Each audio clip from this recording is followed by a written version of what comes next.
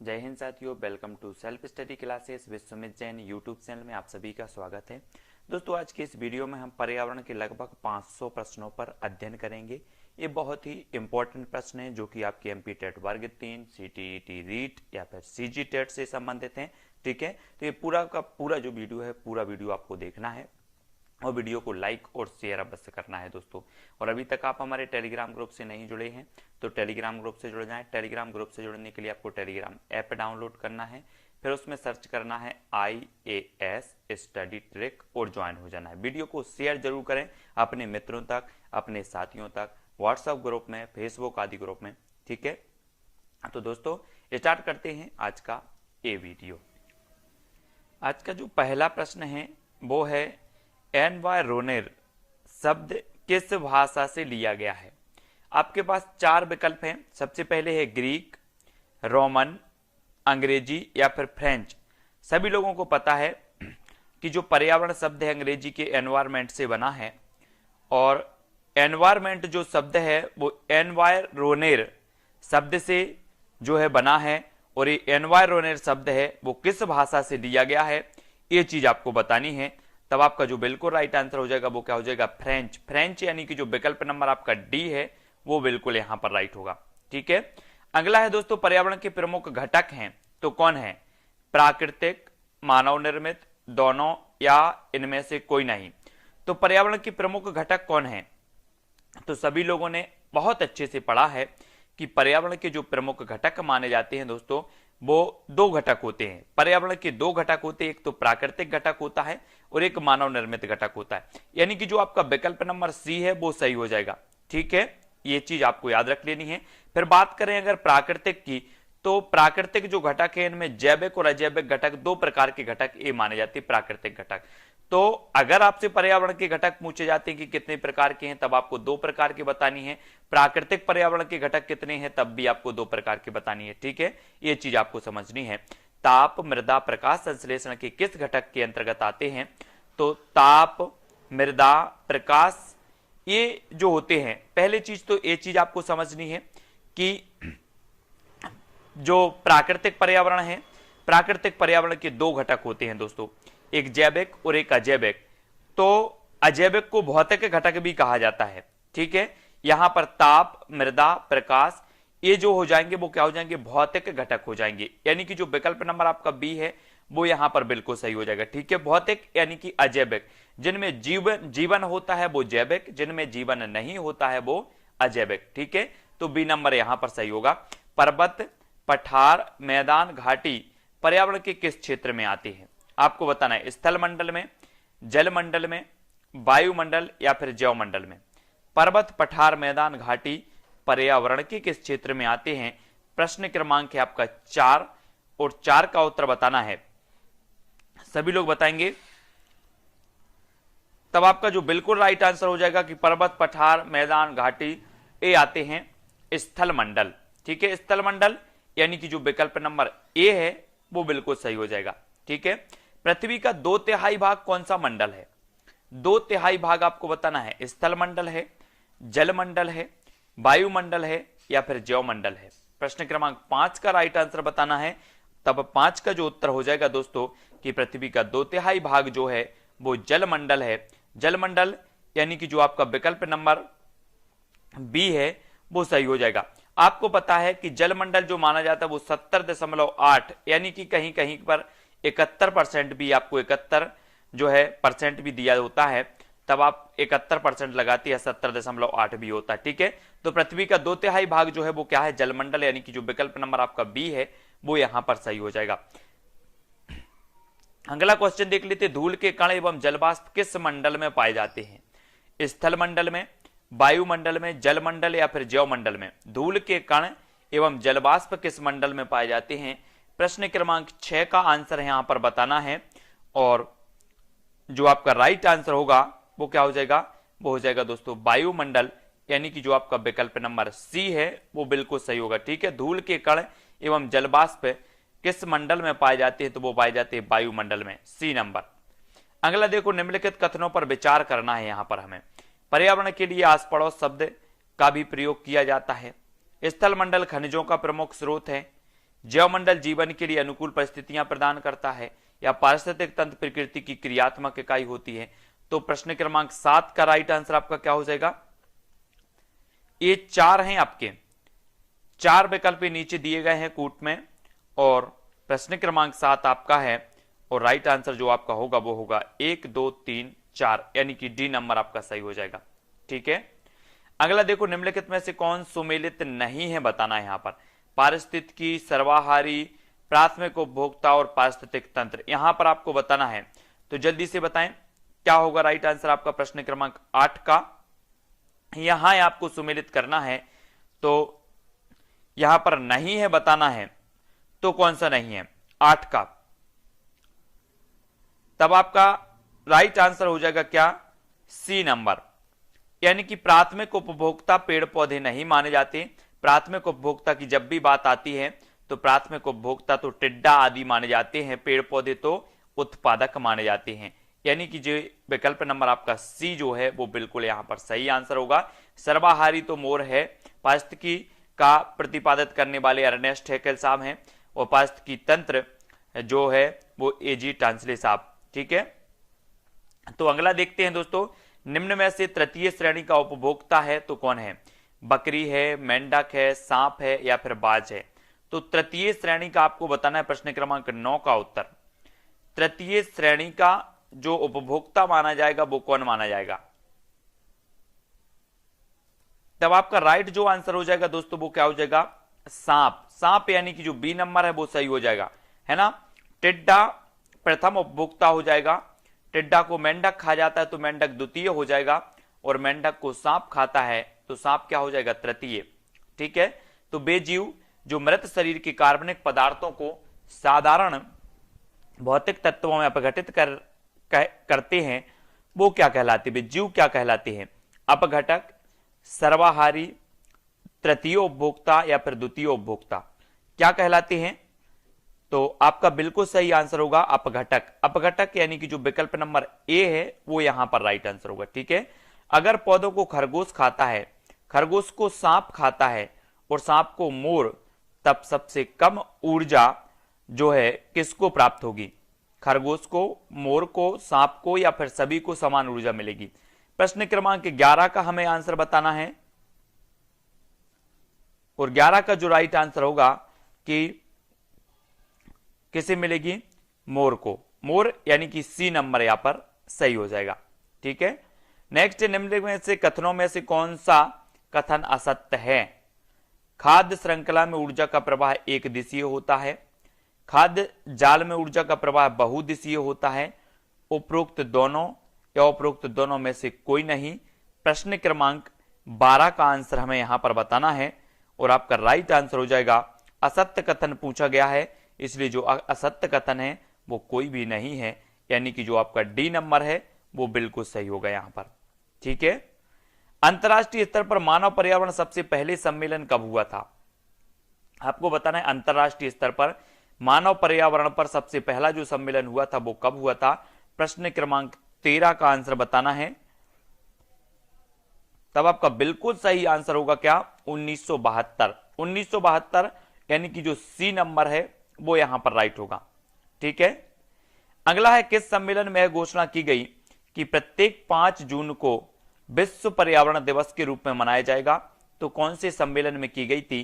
प्रश्न क्रमांक 14 का उत्तर हमें बताना है, तो आपका बिल्कुल जो राइट आंसर होगा वो स्टॉकहोम सम्मेलन। स्टॉकहोम सम्मेलन यानी कि 1972, और 1972 में 5 जून को जो है पर्यावरण, विश्व पर्यावरण दिवस मनाए जाने की घोषणा हुई थी, तो आपका बिल्कुल ए नंबर सही हो जाएगा। ठीक है, किस वर्ष में एजेंडा 21 जारी किया गया था? 1972 में, 1992, 1982, या फिर 2002 में? प्रश्न क्रमांक 15 का आंसर हमें यहां पर बताना है, और राइट आंसर आपका क्या होगा? 1992 में एजेंडा 21, एजेंडा 21 जो है जारी किया गया था, यानी कि जो सी नंबर है वो बिल्कुल यहां पर राइट आंसर होगा। चिपको आंदोलन की शुरुआत किस वर्ष हुई थी? जी हां दोस्तों, ये वही चिपको आंदोलन है जिसका संबंध उत्तराखंड से है, सुंदरलाल बहुगुणा से है, गौरा देवी से है, और ये चिपको आंदोलन की जो शुरुआत हुई थी प्रश्न क्रमांक 16 का बताना है, तो ये हुई थी 1973। यानी कि जो विकल्प नंबर आपका बी है वो बिल्कुल यहां पर राइट आंसर होगा। पर्यावरण संरक्षण हेतु अपिक्को आंदोलन किस राज्य में चलाया गया था? पर्यावरण संरक्षण हेतु बताना है 17 का महाराष्ट्र में, उत्तर प्रदेश में, केरल या फिर कर्नाटक में। कहां पर चलाया गया था 17 का आंसर? तो पर्यावरण संरक्षण हेतु अपिक्को आंदोलन किस राज्य में चलाया गया था? वो चलाया गया था कर्नाटक। कर्नाटक यानी कि जो डी नंबर है आपका वो बिल्कुल यहां पर सही हो जाएगा। अगला क्वेश्चन है दोस्तों, बाबा आमटे और मेधा पाटेकर किस आंदोलन से संबंधित हैं? नर्मदा बचाओ आंदोलन, चिपको आंदोलन, गंगा स्वच्छता अभियान, अपिक्को आंदोलन। 18 का आंसर बताना है और आपका बिल्कुल जो सटीक आंसर होगा वो क्या होगा? नर्मदा बचाओ आंदोलन, ए नंबर। राजीव गांधी पर्यावरण पुरस्कार दिया जाता है पर्यावरण के क्षेत्र में अतुलनीय योगदान के लिए व्यक्ति विशेष को, पर्यावरण के क्षेत्र में अतुलनीय योगदान के लिए किसी संगठन को, पर्यावरण के क्षेत्र में अतुलनीय योगदान के लिए किसी औद्योगिक संस्था को, या फिर उपरोक्त में से कोई नहीं। तो राजीव गांधी पर्यावरण पुरस्कार जो दिया जाता है वो किसको दिया जाता है? 19 का आंसर बताना है और राइट जो आंसर आपका होगा वो क्या हो जाएगा? राजीव गांधी पर्यावरण पुरस्कार दिया जाता है दोस्तों पर्यावरण के क्षेत्र में अतुलनीय योगदान के लिए औद्योगिक संस्था को, और सी नंबर आपका बिल्कुल यहां पर सही होगा।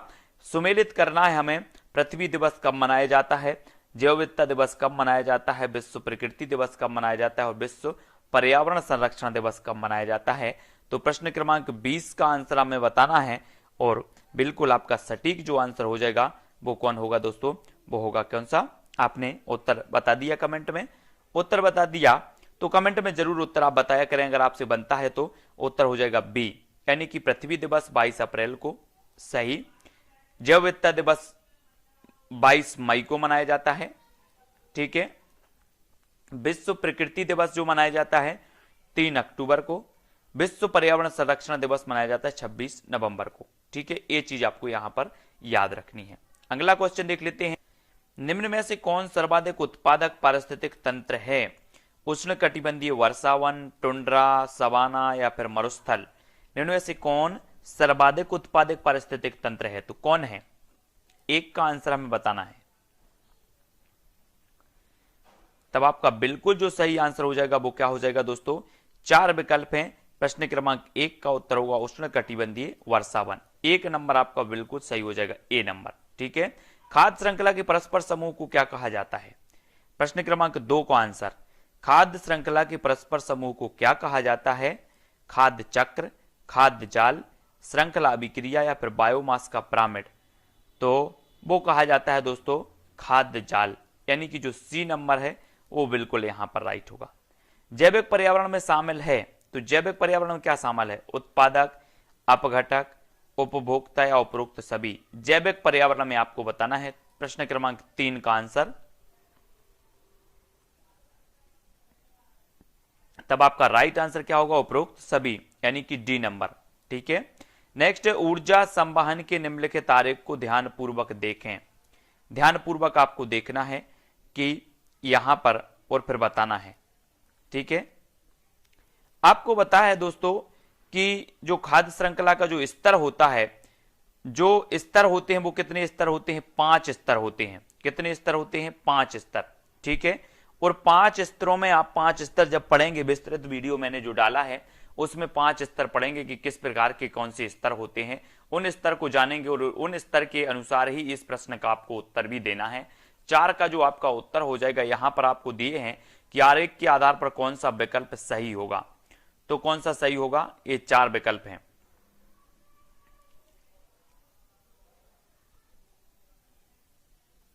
तब यहां पर आपका जो आंसर होगा दोस्तों वो क्या हो जाएगा?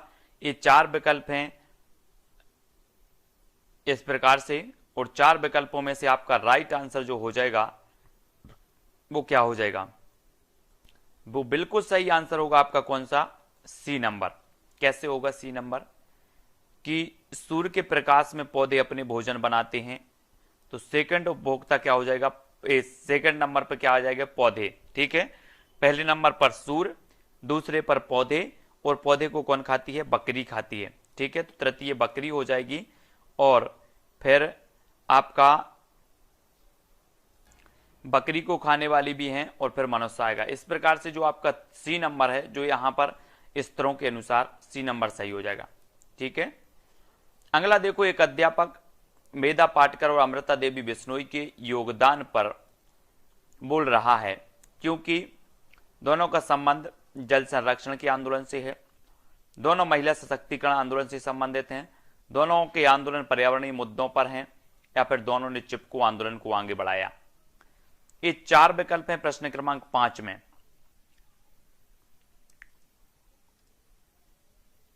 तो आपका राइट आंसर हो जाएगा कि दोनों के आंदोलन पर्यावरणीय मुद्दों पर हैं, है ना। तो सी नंबर बिल्कुल सही होगा। ठीक है, वन्य प्राणी सप्ताह प्रतिवर्ष मनाया जाता है, तो कब मनाया जाता है? नवंबर के प्रथम सप्ताह में, अगस्त के प्रथम सप्ताह में, अक्टूबर के प्रथम सप्ताह में, या जुलाई के प्रथम सप्ताह में। तो वन्य प्राणी सप्ताह जो मनाया जाता है वो कब मनाया जाता है? प्रश्न क्रमांक 6 का आंसर बताना है। तब आपका बिल्कुल सही आंसर होगा अक्टूबर के प्रथम सप्ताह में वन्य प्राणी सप्ताह। ठीक है, वन्य प्राणी सप्ताह की बात हो रही, तो अक्टूबर के प्रथम सप्ताह में। सन 1992 में पर्यावरण सुरक्षा से संबंधित प्रथम पृथ्वी सम्मेलन किस शहर में हुआ था?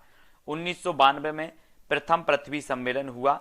ठीक है, और ये किस शहर में हुआ था? 4 शहर हमारे सामने मौजूद हैं, 4 में से एक का चयन करना है। तो आपका बिल्कुल सही आंसर क्या होगा? विकल्प नंबर बी, यानी कि Rio de Janeiro. B number आपका सही हो जाएगा। ठीक है, पर्यावरण सुरक्षा से संबंधित प्रथम पृथ्वी सम्मेलन जो हुआ था वो रियो डी जेनेरो, यानी कि बी नंबर। ठीक है, यदि एक मेंढक एक टिड्डे को खाता है तो ऊर्जा का स्थानांतरण होगा उत्पादक से अपघटक को, या फिर उत्पादक से प्राथमिक उपभोक्ता को, या प्राथमिक उपभोक्ता से द्वितीय उपभोक्ता को, या द्वितीय उपभोक्ता से प्राथमिक उपभोक्ता को। आपको बताना है, यदि एक मेंढक एक टिड्डे को खाता है तो ऊर्जा का स्थानांतरण कैसे हो रहा है? राइट आंसर क्या हो जाएगा? प्राथमिक उपभोक्ता है टिड्डा और टिड्डा को खा रहा है तो द्वितीय उपभोक्ता मेंढक।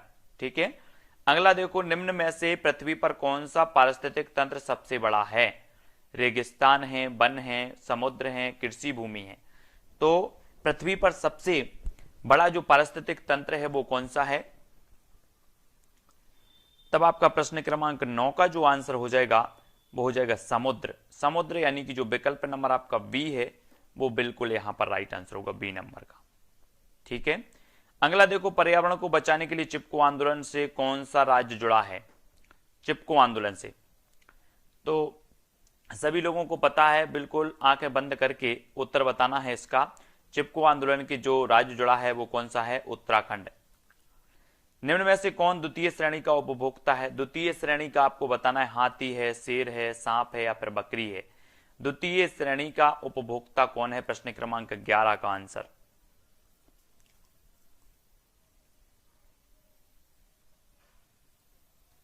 तब आपका बिल्कुल सही आंसर क्या हो जाएगा दोस्तों? शेर। शेर, यानी कि जो विकल्प नंबर आपका सी है वो सही हो जाएगा। आपने जो उपभोक्ता या खाद्य श्रृंखला के 5 स्तर पढ़े होंगे, 5 स्तर में आपने एक स्तर ये भी पढ़ा होगा कि पौधों को खाती है बकरी, बकरी पौधे को खाती है, तो प्रथम उपभोक्ता बकरी, और बकरी को सीधे कौन खाता है? शेर। तो शेर कौन से उपभोक्ता में आएगा? द्वितीय में आएगा कि नहीं आएगा? आएगा। तो पोषण के 5 स्तर जो हैं वो आपको पढ़ना है, और यहां पर जो विकल्प अनुसार उत्तर है वो सी नंबर सही हो जाएगा, शेर। ठीक है, चिपको आंदोलन किस राज्य से संबंधित है? छत्तीसगढ़, बिहार, झारखंड या उत्तराखंड? तो ये फिर से आंसर आया है और ये उत्तराखंड से संबंधित है, डी नंबर। खाद्य श्रृंखला में ऊर्जा का प्रवाह होता है एक दिशीय, बहुदिशीय, चक्रीय, या फिर उभय दिशीय। 13 का आंसर हमें बताना है, खाद्य श्रृंखला में जो ऊर्जा का प्रवाह होता है वो किस प्रकार से होता है? और राइट जो आंसर होगा वो क्या होगा? एक दिशीय। खाद्य श्रृंखला में ऊर्जा का प्रवाह होता है एक दिशीय।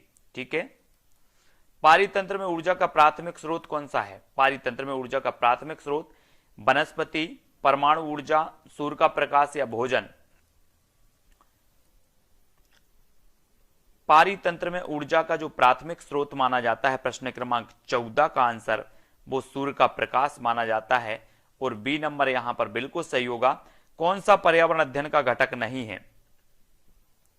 अगर आपसे बन रहे हैं क्वेश्चन तो कमेंट में जल्दी जल्दी से बता दिया करो, ठीक है। सभी लोग अपना अपना आकलन भी करते जाएंगे। पर्यावरण अध्ययन का जो घटक नहीं है वो कौन नहीं है? मानव तो है, जलमंडल भी है, वायुमंडल भी है, लेकिन कौन सा नहीं है? सौरमंडल, यानी कि डी नंबर आपका यहां पर राइट होगा। चिपको आंदोलन के प्रणेता हैं तो कौन है? प्रश्न क्रमांक 16 का आंसर हमें यहां पर बताना है और आपका राइट आंसर होगा कौन है? सुंदरलाल बहुगुणा, यानी कि जो बी नंबर है वो यहां पर राइट आंसर हो जाएगा, ठीक है। अगला क्वेश्चन है दोस्तों, पर्यावरण संरक्षण पर निम्न में से कौन सा गैर सरकारी संघ समर्पित है? तो कौन सा गैर सरकारी संघ समर्पित है? WWF, भारतीय वन्य जीव बोर्ड, राष्ट्रीय वन्य जीवन क्रिया योजना या उपरोक्त सभी? पर्यावरण संरक्षण पर निम्न में से कौन गैर सरकारी संघ समर्पित है? प्रश्न क्रमांक 17 का आंसर, तब आपका बिल्कुल सही आंसर होगा WWF, है ना, ए नंबर। नेक्स्ट देख लो, 10% नियम दिया गया, लिंडमैन द्वारा, गोल्डमैन द्वारा, बैकमैन द्वारा या उपरोक्त में से कोई नहीं। 10% का जो नियम है वो किसके द्वारा दिया गया? प्रश्न क्रमांक 18 का आंसर हो जाएगा 10% का जो नियम दिया गया वो लिंडमैन द्वारा दिया गया, ए नंबर। पर्यावरण दिवस कब मनाया जाता है? तो पर्यावरण दिवस सभी लोगों को पता है कि पर्यावरण दिवस जो मनाया जाता है वो 5 जून को मनाया जाता है और पर्यावरण संरक्षण दिवस जो मनाया जाता है वो 26 नवंबर को मनाया जाता है ना। तो पर्यावरण संरक्षण दिवस 26 नवंबर, पर्यावरण दिवस 5 जून।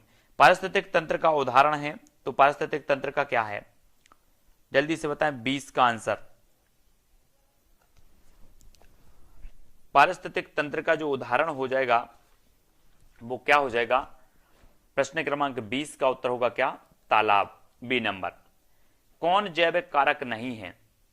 जैविक कारक नहीं है तो कौन सा नहीं है? पेड़ पौधे हैं, जंतु हैं, सूक्ष्म जीव हैं, तो कौन सा नहीं है? डी, यानी कि प्रस्तर आपका बिल्कुल सही होगा। नेक्स्ट, अधिकतर पेड़ पौधे पाए जाते हैं स्थल मंडल में, जल मंडल में, वायुमंडल में या प्रकाश मंडल में? तो अधिकतर जो पेड़ पौधे पाए जाते हैं वो कहां पाए जाते हैं? 20 का आंसर है यहां पर बताना है हमें। तो वो पाए जाते हैं स्थल मंडल में, अधिकतर पेड़ पौधे स्थल मंडल में पाए जाते हैं। पर्यावरण दिवस किस दिन मनाया जाता है? 4 जून, ये तो फिर से आ गया, 5 जून, ठीक है। पर्यावरण को बचाने के लिए चिपको आंदोलन का संबंध किस राज्य से है? ये क्वेश्चन कई बार पूछा गया है दोस्तों, तो ये उत्तराखंड से है, ठीक है। निम्नलिखित में से जैविक घटक है तो कौन सा है ना। ये डबल डबल जो क्वेश्चन हो रहे हैं ना, तो ये किसी ना किसी एग्जाम में पूछे हुए क्वेश्चन है, इसलिए ये डबल डबल आ रहे हैं। इससे कोई दिक्कत नहीं है, पढ़ते जाओ, पता चलता है कि कौन सा प्रश्न कितनी बार पूछा गया है। निम्न में से जैविक घटक है तो कौन सा है? पादप है, वायु है, मृदा है या फिर जल है? तो जैविक घटक यहां पर बताना है 25 का आंसर। राइट आंसर होगा पादप। पादप यहां पर जैविक घटक, ठीक है, ए नंबर। हमारे देश में वन महोत्सव कब मनाया जाता है? 2 अक्टूबर को, 10 अगस्त को, 1 जुलाई को या 1 दिसंबर को? तो 26 का आपका बिल्कुल सटीक और राइट आंसर जो हो जाएगा वो कौन सा हो जाएगा? 26 का वी, यानी कि 1 जुलाई को वन महोत्सव मनाया जाता है, 1 जुलाई को, ठीक है, वी नंबर। पर्यावरण के अंतर्गत आते हैं तो क्या आते हैं? पेड़ पौधे, जीव जंतु, रिश्ते नाते, संस्कृति, मकान, सड़कें, पूजा स्थल या उपरोक्त सभी? तो पर्यावरण के जो अंतर्गत आते हैं, प्रश्न क्रमांक है अपना 27 और 27 का आपका राइट आंसर क्या हो जाएगा? डी, यानी कि उपरोक्त सभी पर्यावरण के अंतर्गत आते हैं, तो सभी आते हैं, ठीक है। अगला देख लेते दोस्तों, ऊर्जा का पिरामिड होता है उल्टा, अनियमित, इनमें से कोई नहीं या फिर सीधा? कैसा होता है ऊर्जा का पिरामिड? 28 का राइट आंसर क्या हो जाएगा? ए यानी कि सीधा। ऊर्जा का पिरामिड जो होता है वो सीधा होता है। प्राकृतिक एवं सामाजिक सांस्कृतिक पर्यावरण के बीच अंतःक्रिया का उदाहरण है तो क्या है? वनों की कटाई, निर्माण कार्य, शिकार या उपरोक्त सभी? प्राकृतिक एवं सामाजिक सांस्कृतिक पर्यावरण के बीच अंतरक्रिया का उदाहरण हमें बताना है, प्रश्न क्रमांक 29 का। तो राइट आंसर क्या होगा? उपरोक्त सभी, यानी कि डी नंबर। प्राकृतिक पर्यावरण के प्रमुख घटक हैं तो कौन से हैं? सभी जीव, भू आकृतिक कारक, जलवायु कारक या ये सभी? प्राकृतिक पर्यावरण के प्रमुख घटक, प्रश्न क्रमांक 30 का राइट आंसर बताना है।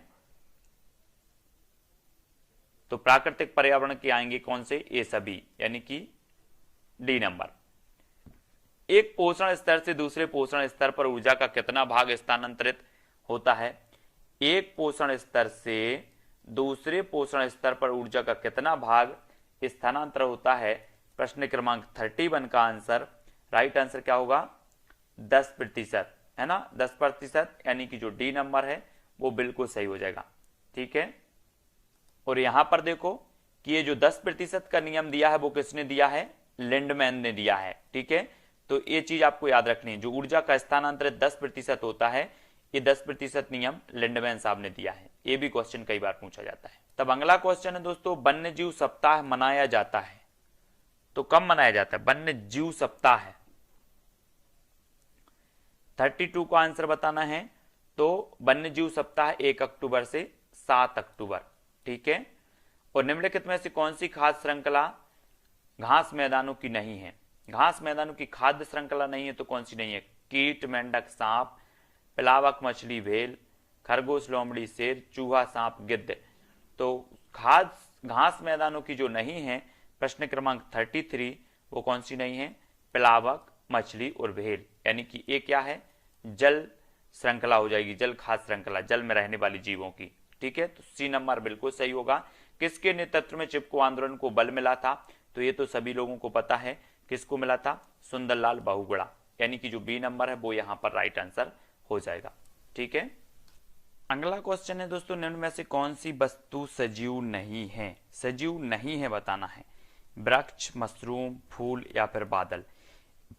दोस्तों इतना तो आप समझते हैं कि सजीव कौन सी वस्तुएं होती हैं और निर्जीव कौन सी वस्तुएं होती हैं। ठीक है, तो सजीव नहीं है बताना यहां पर, तब आपका बिल्कुल सही आंसर क्या होगा? बादल, यानी कि जो बादल है वो निर्जीव है, और डी नंबर यहां पर बिल्कुल सही होगा। सभी सजीवों को प्रत्यक्ष या अप्रत्यक्ष रूप से भोजन कहां से मिलता है?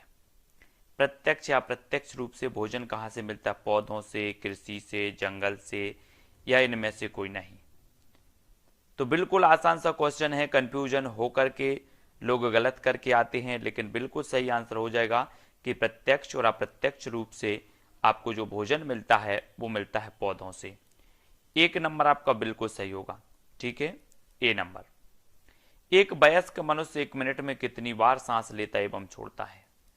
72 बार, 25 बार, 15 से 18 बार, या 10 से 12 बार? कितनी बार 1 मिनट में? एक वयस्क मनुष्य की बात यहां पर हो रही है, तो आपका बिल्कुल जो सही आंसर होगा वो क्या हो जाएगा? 15 से 18 बार। 1 मिनट में 15 से 18 बार सांस लेता एवं छोड़ता है। छिपकली में श्वसन अंग कौन सा है? त्वचा, बातक, फेफड़े या फिर गिल? तो प्रश्न क्रमांक 4 का उत्तर होगा वी, फेफड़े, है ना। श्वसन अंग जो होते छिपकली के वो फेफड़े होते हैं। पौधों में गैसों का आदान प्रदान कैसे होता है? पौधों में गैसों का बताना है जड़ों के द्वारा, तने के द्वारा, फूलों के द्वारा या पत्तियों के द्वारा। ये है प्रश्न क्रमांक 5। पौधों में गैसों का जो आदान प्रदान होता है वो कैसे होता है? तो बिल्कुल सही आंसर होगा क्या? पत्तियों के द्वारा, यानी कि आपका जो डी नंबर है वो बिल्कुल सही होगा। जंतुओं का मुख्य उत्सर्जन अंग है त्वचा, फेफड़े, वृक्क या फिर आंतें।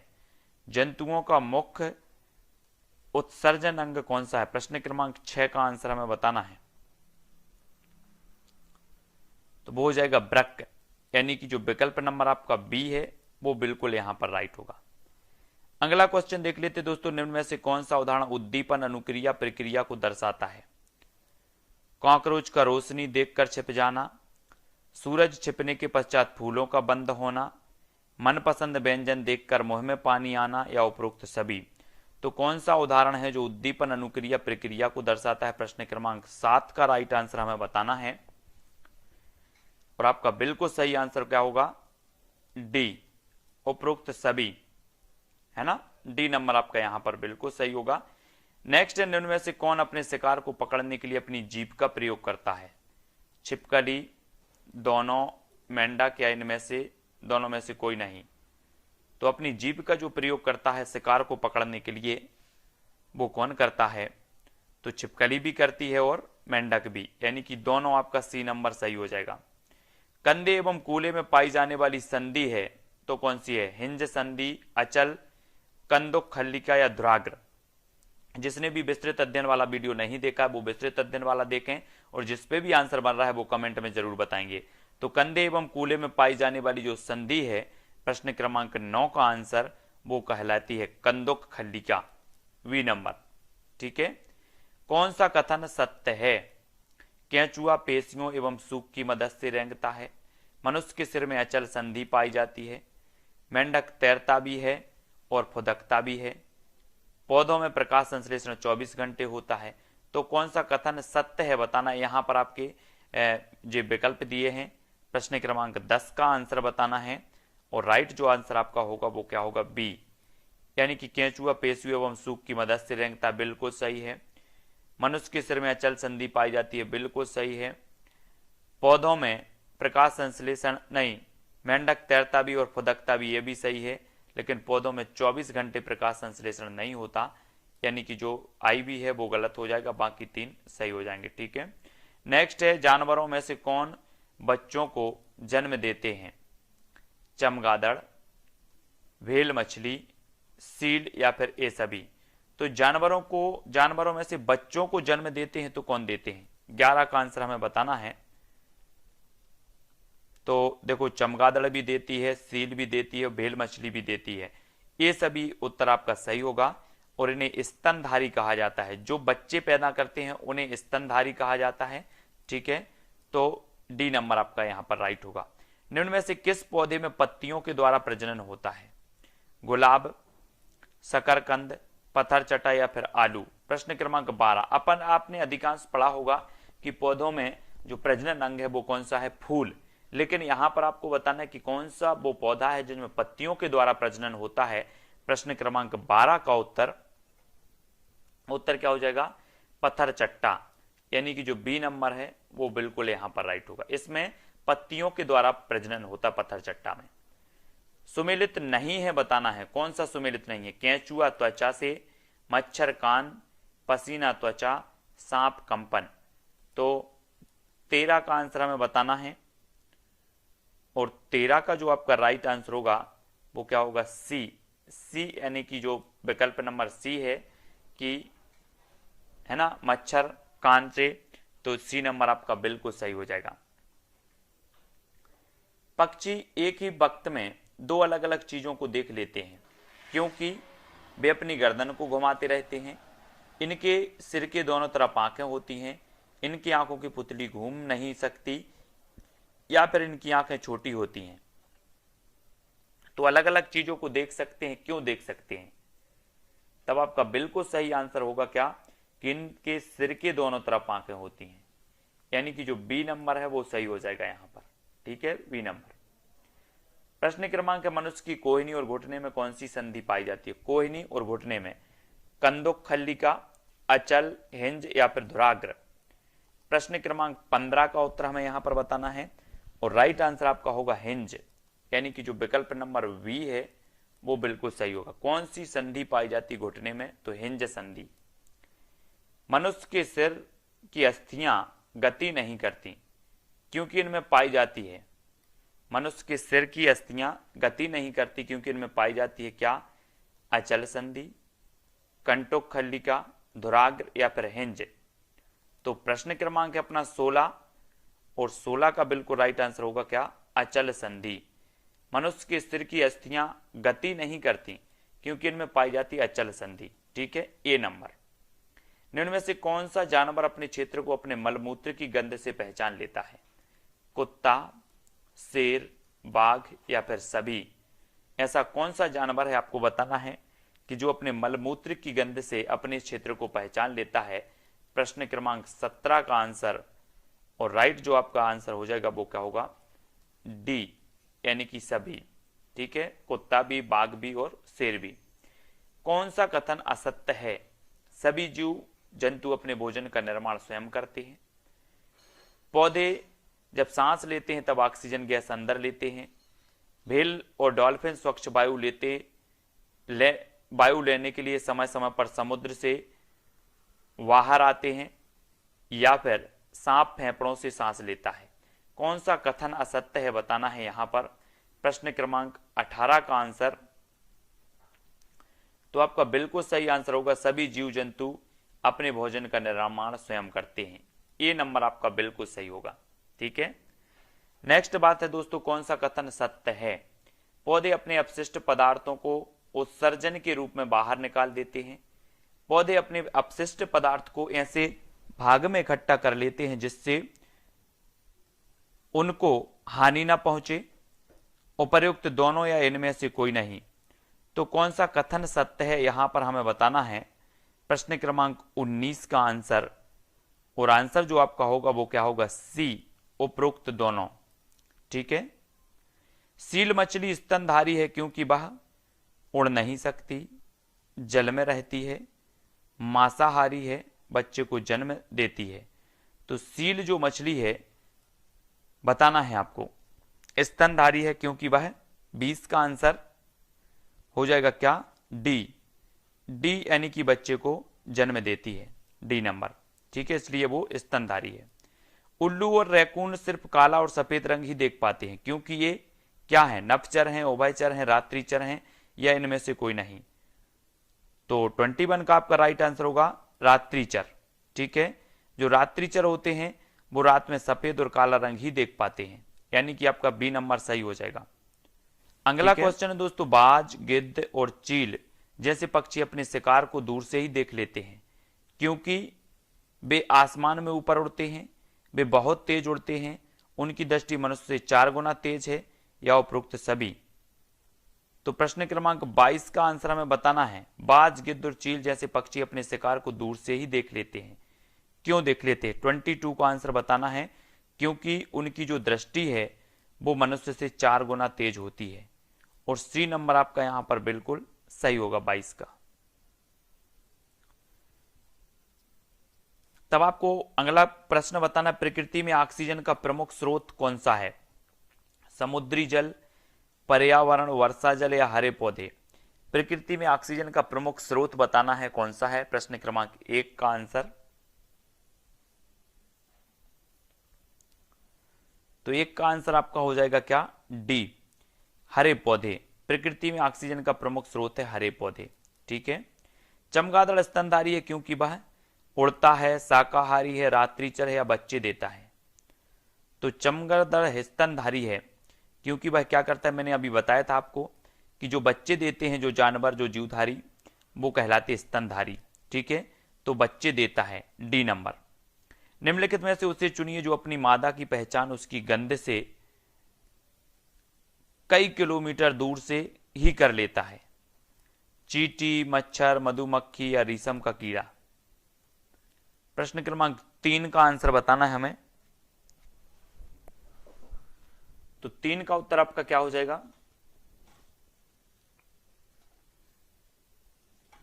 तब आपका बिल्कुल सही आंसर होगा रेशम का कीड़ा, यानी कि सी नंबर आपका बिल्कुल यहां पर सही हो जाएगा। ठीक है, सी नंबर। अगला क्वेश्चन देखो, प्रकाश संश्लेषण की क्रिया में हरे पौधे द्वारा बाहर निकलने वाली गैस है तो कौन सी है? कार्बन डाइऑक्साइड, नाइट्रोजन, ऑक्सीजन, या उपरोक्त में से कोई नहीं। प्रकाश संश्लेषण क्रिया में हरे पौधों द्वारा बाहर निकलने वाली जो गैस है वो कौन सी है? तो सभी को पता है ऑक्सीजन, यानी कि सी नंबर। निम्न में से कौन सा कथन सही है? सही है बताना है, मनुष्य व पौधे दोनों द्वारा ऑक्सीजन व कार्बन डाइऑक्साइड का निष्कासन। मनुष्य ऑक्सीजन व कार्बन डाइऑक्साइड दोनों का निष्कासन, पौधे ऑक्सीजन और कार्बन डाइऑक्साइड दोनों का निष्कासन करते हैं, या उपरोक्त में से कोई नहीं। तो कौन सा कथन सही है बताना है। प्रश्न क्रमांक है अपना 5, और 5 का बिल्कुल जो सही आंसर होगा वो क्या होगा? सी, यानी कि पौधे ऑक्सीजन व कार्बन डाइऑक्साइड दोनों निष्कासन करते हैं। ठीक है, तो सी नंबर यहां पर बिल्कुल आपका राइट आंसर हो जाएगा। अगला क्वेश्चन है दोस्तों, यदि हम पक्षियों का अवलोकन करते हैं तो हम पाते हैं कि अधिकांश पक्षी अपनी गर्दन अत्यधिक हिलाते हैं। इसका क्या कारण है? इनके नेत्र दोनों भिन्न भिन्न वस्तुओं को एक ही समय में फोकस कर सकते हैं। अधिकांश पक्षियों के नेत्र स्थिर होते हैं और घूम नहीं सकते, या इनके कान ढके होते हैं और वे उड़ सकते हैं, और पक्षियों के दोनों नेत्र होते हैं। तो यह कारण क्या है इनका? तब आपका बिल्कुल सही आंसर क्या हो जाएगा कि अधिकांश पक्षियों के नेत्र स्थिर होते हैं और घूम नहीं सकते। तो बी नंबर बिल्कुल सही हो जाएगा, इसलिए ये क्या करते हैं, अपना सिर जो है बार बार हिलाते हैं। तो बी नंबर आपका यहां पर बिल्कुल सही होगा। नीचे दिए गए सभी जानवरों में निम्नलिखित में से कौन सी विशेषता पाई जाती है? छिपकली, गौरैया, कछुआ और सांप। उनके शरीर सल्क के होते हैं, वे अंडे देते हैं, वे जहरीले होते हैं, वे भूमि एवं जल दोनों में रहते हैं। तो इनमें तीन में जो विशेषता पाई जाती है वो कौन सी विशेषता पाई जाती है? प्रश्न क्रमांक 2 का आंसर, इनमें जो तीनों में जो विशेषता, चारों में विशेषता पाई जाती है कि वे अंडे देते हैं। वी नंबर यहां पर बिल्कुल आपका सही होगा। निम्नलिखित पक्षियों में से कौन काफी हद तक अपनी गर्दन को पीछे तक घुमा सकता है? कौन घुमा सकता है? कौवा, कोयल, उल्लू या फिर मैना? तो 3 का आंसर हो जाएगा डी, यानी कि विकल्प नंबर डी, उल्लू। ठीक है। अगला देखो, कुछ पक्षी हमारी तुलना में 4 गुनी अधिक दूरी तक देख सकते हैं। ये पक्षी कौन है? चील, बाज, गिद्ध, फाख्ता, कौवा, मोर, बाज, कबूतर, तोता, कौवा, चील, बुलबुल। तो कौन देख सकते हैं इनको? 4 नंबर का आंसर हमें बताना है।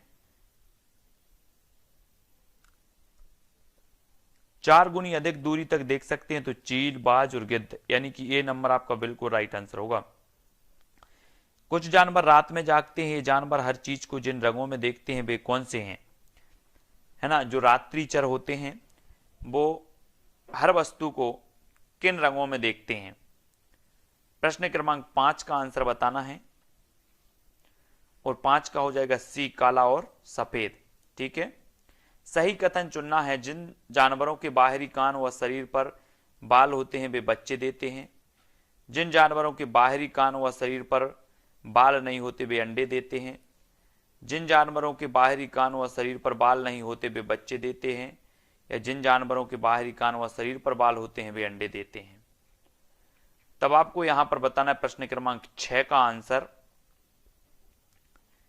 आंसर हो जाएगा डी। डी मतलब ए वाला, 1 और 2। 1 मतलब जिन जानवरों के बाहरी कान व शरीर पर बाल होते हैं वे बच्चे देते हैं। ठीक है। और 2, जिन जानवरों के बाहरी कान व शरीर पर बाल होते हैं वे अंडे देते हैं। ठीक है। ये जो प्रश्न है थोड़ा सा इसके जो विकल्प हैं वो गलत दिए, इसको छोड़ दो यहां पर फिलहाल। नेक्स्ट देखो, रात में जागने वाले जानवर हर चीज को कौन से रंग में देखते हैं? हम पहले भी देख चुके हैं कि काला और सफेद, यानी कि जो बी नंबर है वो यहां पर सही हो जाएगा। ठीक है। देखते हैं नेक्स्ट क्वेश्चन। पक्षी अपनी गर्दन बहुत अधिक हिलाते हैं, इसका कारण क्या है? प्रश्न क्रमांक 8 का आंसर। इस प्रकार से भी क्वेश्चन अभी एक उस प्रकार से पूछा गया, तब इस प्रकार से पूछ लिया गया। तो पक्षियों की आंखें पुतली घूम नहीं सकती, इसलिए वी नंबर। निम्न में से जीवन प्रक्रियाओं का कौन सा युग्म पेड़ पौधों और जीव जंतुओं दोनों में मिलता है? तो दोनों में मिलता है तो कौन सा? वृद्धि और भोजन बनाना, प्रजनन और भोजन बनाना, पेड़ पौधों और जीव जंतुओं में। तो कौन सा मिलता है? वृद्धि और प्रजनन, है ना, डी नंबर। वृद्धि और प्रजनन ये जीव जंतुओं में मिलता है और पेड़ पौधों में भी, दोनों में मिलता है। तो डी नंबर यहां पर आपका बिल्कुल सही आंसर हो जाएगा। अगला जो क्वेश्चन है दोस्तों कि सजीवों को 5 जगतों में किसने विभाजित किया है? यहां पर हमारे सामने 4 विकल्प मौजूद हैं। Robert Hooke, Carolus Linnaeus, R H. Whittaker या फिर चार्ल्स डार्विन ने सजीवों को 5 जगतों में विभाजित करने वाले हैं तो कौन है? तब आपका बिल्कुल सही आंसर क्या हो जाएगा? सजीवों को 5 जगतों में विभाजित करने वाले जो हैं वो है आर.एच. व्हिटेकर, यानी कि जो सी नंबर है वो यहां पर बिल्कुल सही होगा। ठीक है।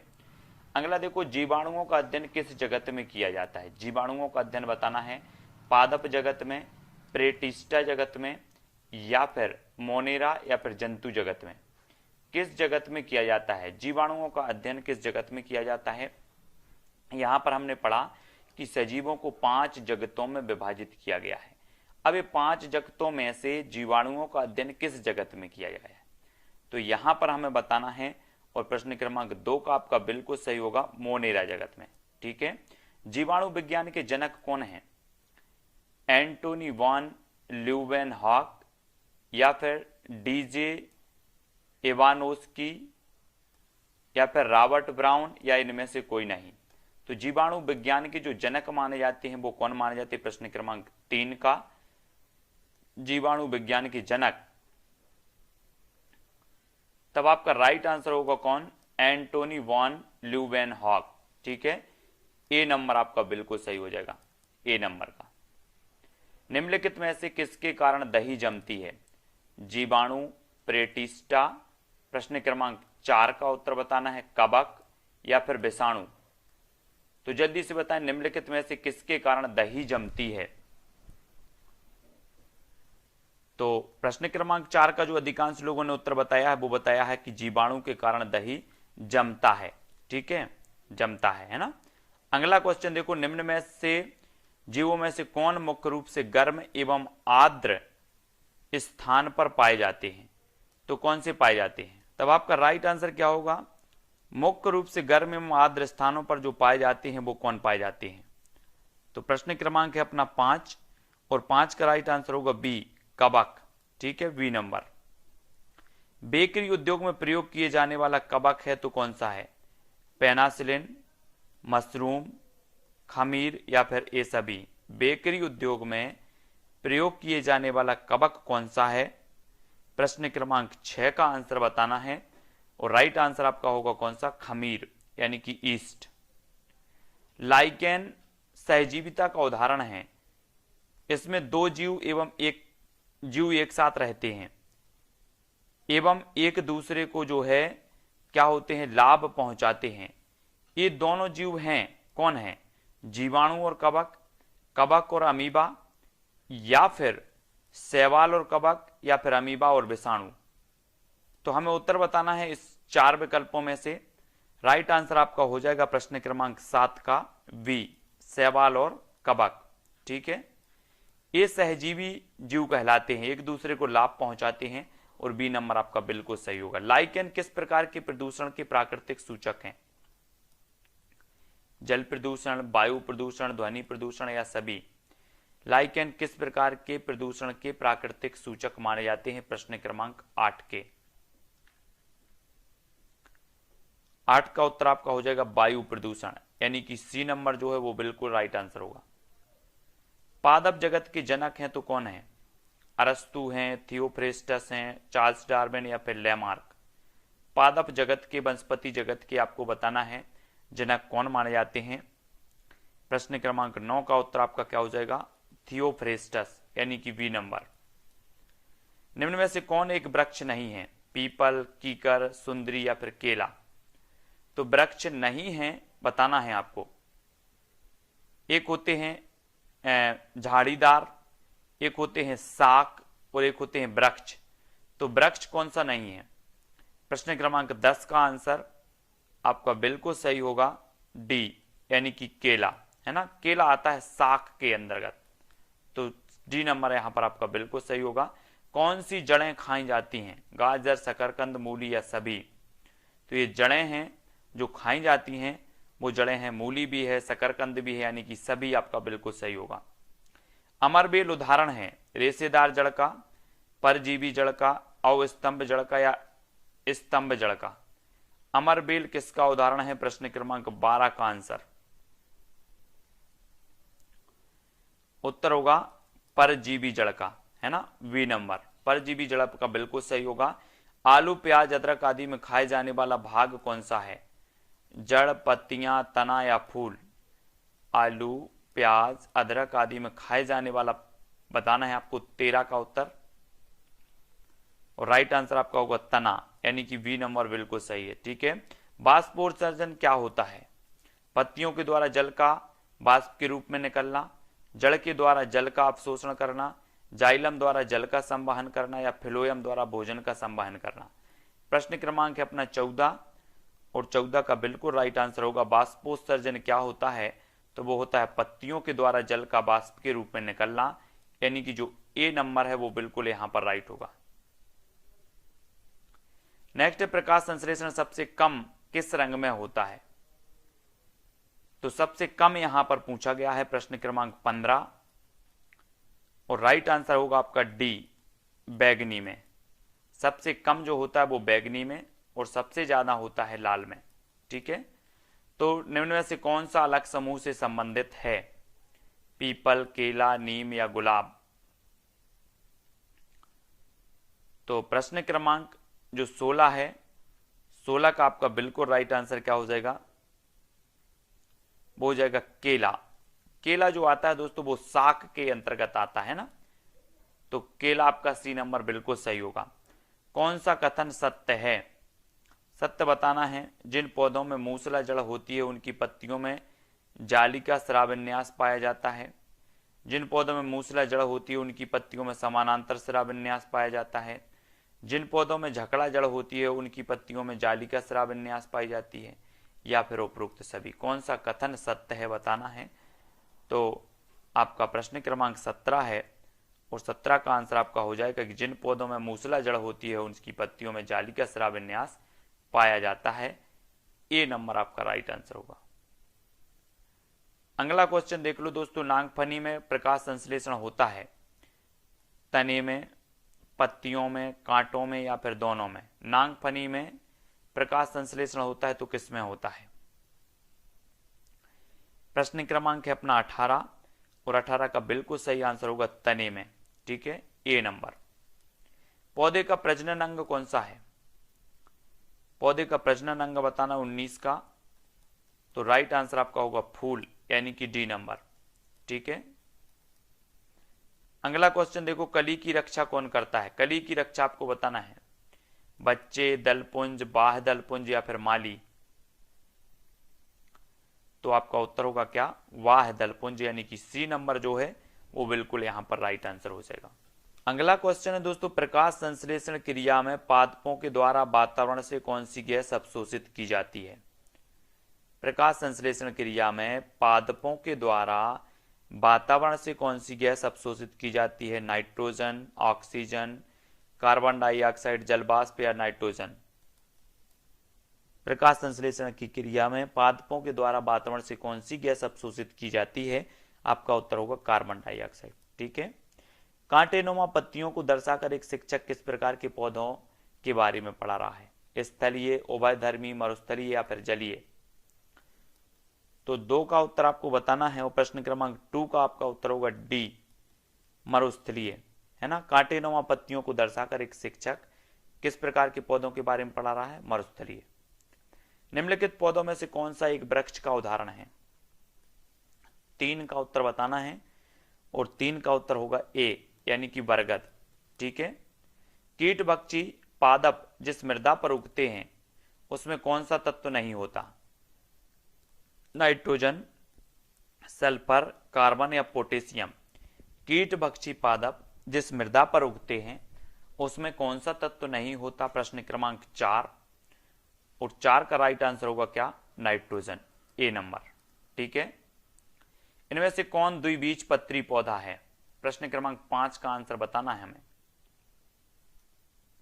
तो द्विबीजपत्री जो पौधा माना जाता है वो माना जाता है सरसों।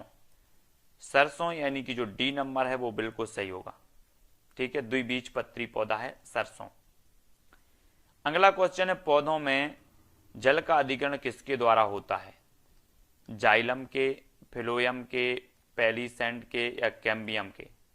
पौधों में जल का अधिकरण किसके द्वारा होता है? प्रश्न क्रमांक 6, राइट आंसर होगा जाइलम के। पौधों में जल का अधिकरण होता है जाइलम के द्वारा। निम्न में से कौन सा अलग समूह से संबंधित है? आम, नारियल, इमली या नीम? अलग समूह से संबंधित बताना। प्रश्न क्रमांक 7 का आंसर।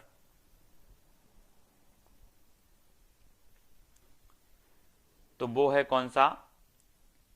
नीम, यानी कि डी नंबर आपका यहां पर सही होगा। विज्ञान के एक शिक्षक को मैंग्रोव पादपों की तलाश हेतु विद्यार्थी को किस क्षेत्र में खोज के लिए प्रोत्साहित करना चाहिए? मरोदभिद क्षेत्र में, लवणोदभिद दलदल में, गर्म और आर्द्र क्षेत्र में या शीत क्षेत्र में? तो प्रश्न क्रमांक है अपना 8 और मैंग्रोव पादपों की तलाश हेतु विद्यार्थी को किस क्षेत्र में खोज करनी चाहिए? तो आपका बी नंबर लबड़ोद्भिद दलदल में, यानी कि जो बी नंबर है वो सही हो जाएगा। प्रक्रिया जिसके द्वारा पौधे प्रजनन करते हैं कहलाती है प्रकाश संश्लेषण, संघनन, परागण या फिर बाष्पीकरण। पौधे प्रजनन करते हैं वो प्रक्रिया कौन सी कहलाती है? प्रश्न क्रमांक 9 का उत्तर हमें यहां पर बताना है। तब आपका बिल्कुल राइट आंसर होगा परागण, डी नंबर। सैक है क्या है? परजीवी, अपघटक, रसायन पोषी या सहजीवी? तो 10 का आंसर बताना, सैक क्या है? तो बिल्कुल सही आंसर होगा सहजीवी, डी नंबर। ठीक है। लौंग और केसर पौधे के किस भाग से प्राप्त होते हैं? जड़ से, फूल से, तना से या फल से? लौंग और केसर। तो 11 का आंसर जो हो जाएगा वो हो जाएगा फूल से। ठीक है। घटपर्णी पादपों, घटपर्णी या जिसे नीपेंथिस कहा जाता है, कीटभक्षी पौधे हैं ये, है ना। घटपर्णी नीपेंथिस पादपों का एक विशिष्ट प्रकार है जो चूहों, मेंढकों और कीड़ों मकोड़ों का शिकार करते हैं। इस पादप से एक विशेष गंध निकलती है जो इन जीवों को अपनी ओर आकर्षित करते हैं। हमारे देश में पादप कहाँ पाया जाता है ना? या ये कीट भक्षी पौधा है घटपर्णी, ये कहाँ पाया जाता है? देश में पाया जाता है कहाँ पर? मेघालय, है ना। और बात करें तो ऑस्ट्रेलिया में भी पाया जाता है और हमारे देश में मेघालय में पाए जाते हैं। किसी जगह के फ्लोरा और फौना सूचित करता है पेड़ पौधे एवं जंतुओं को, मछलियों एवं पेड़ पौधों को, जंतुओं एवं मछलियों को, या मछलियों एवं पेड़ पौधों को। तो किसी जगह के फ्लोरा और फौना सूचित करता है, क्या करता है? आंसर होगा पेड़ पौधे एवं जंतुओं को। ए नंबर आपका बिल्कुल सही हो जाएगा।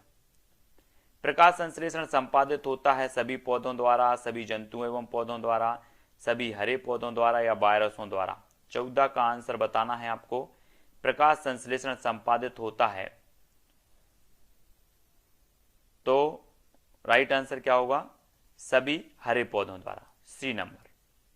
पृथ्वी का अपमार्जक कौन है? जीवाणु व कवक, मृदा व जल, पशु या फिर पक्षी? तो आपका राइट आंसर क्या होगा? जीवाणु व कवक पृथ्वी के अपमार्जक होते हैं, ए नंबर। पौधे में प्रकाश संश्लेषण की क्रिया किस रंग में सबसे अधिक होती है? किस रंग में होती है? प्रश्न क्रमांक 16 का आंसर तो वो होती है लाल, और जो कम होती है वो बैगनी में होती है। ठीक है। अगला है प्रकृति में ऑक्सीजन का प्रमुख स्रोत कौन सा है? तो आपका बिल्कुल सही क्या हो जाएगा? ऑक्सीजन का प्रमुख स्रोत है हरे पौधे, यानी कि डी नंबर आपका बिल्कुल राइट आंसर हो जाएगा। ठीक है। अगला क्वेश्चन है दोस्तों, निम्न में से कौन से जीव मनुष्य के घर में रहते हैं? तो सभी लोगों को पता है कि मनुष्य के घर में छिपकली भी रहती है, चूहा भी रहता, मकड़ी भी रहता है, यानी कि सभी, डी नंबर यहां पर बिल्कुल सही होगा। निम्नलिखित में से कौन उभयचर है? उभयचर यानी कि जो जल में भी रहते हैं और जो है जल के बाहर थल में भी रहते हैं। तो प्रश्न क्रमांक 2 का आंसर बताना है, तो उत्तर होगा क्या? मगरमच्छ। ठीक है, मगरमच्छ आपको सही है। और यहां पर आपको आवास दिए हैं दोस्तों, यहां पर आवासों को सुमेलित करना है। प्रश्न क्रमांक 3 का उत्तर बताना है, तो 3 का उत्तर बिल्कुल सही हो जाएगा। बकरी की बाड़ा, जेबरा को जू, हाथी का जंगल और शेर का माद, ये इनके आवास स्थल हैं। बकरी के आवास को बाड़ा कहा जाता है, जेबरा के जू कहा जाता है, हाथी के आवास को जंगल, है ना, और शेर के आवास को माद। तो इस प्रकार से निम्न में से किस पक्षी का घोंसला लालटेन की तरह होता है? तो ये क्वेश्चन तो कई बार पूछा भी गया है दोस्तों, है ना। बया भी बोलते हैं उसे और बीबर भी बोलते हैं। बीबर पक्षी का जो घोंसला होता है वो लालटेन की तरह होता है, डी नंबर। मोर अपना घोंसला नहीं बनाता, पत्थरों के बीच में अपना घोंसला बनाता है। अपना घोंसला झाड़ियों में बनाता है या फिर पेड़ की नीची डालियों पर, या अपना घोंसला जमीन को खोद कर बनाता है। तो मोर के बारे में आपको बताना है, और 5 का उत्तर जो हो जाएगा आपका वो क्या हो जाएगा कि जो मोर है वो अपना घोंसला झाड़ियों में बनाता है या फिर नीचे पेड़ की नीची डालियों पर, है ना। तो सी नंबर। नेक्स्ट है, सबसे ऊंचे पेड़ पर कौन घोंसला बनाता है? सबसे ऊंचे पेड़ पर चील, कौवा, कलचिड़ी या फिर कबूतर? प्रश्न क्रमांक 6 का आंसर बताना, सबसे ऊंचे पेड़ पर कौन बनाता है? तब आपका राइट आंसर होगा ए यानी चील। ठीक है, ऊंचे पेड़ पर जो घोंसला बनाता है वो बनाता है चील। लगभग सभी पक्षी अंडे देने के लिए घोंसले बनाते हैं। अंडे में से बच्चे निकल आते हैं तब वे घोंसला छोड़ देते हैं, परंतु ऐसा कौन सा पक्षी है जो अपने घोंसले को साल दर साल जो है उपयोग करता है? चील है, मोर है, कबूतर है या फिर सभी हैं? तो प्रश्न क्रमांक है अपना 7 और 7 का जो राइट आंसर हो जाएगा वो क्या हो जाएगा दोस्तों? चील। चील यानी कि जो विकल्प नंबर ए है वो बिल्कुल यहां पर राइट होगा। ठीक है, ए नंबर। निम्नलिखित पक्षियों में से सबसे बड़ा घोंसला किसका होता है? फाख्ता का, कौवा का, बसंत गौरी का या चील का? तो सबसे बड़ा जो घोंसला होता है दोस्तों वो किसका होता है? चील।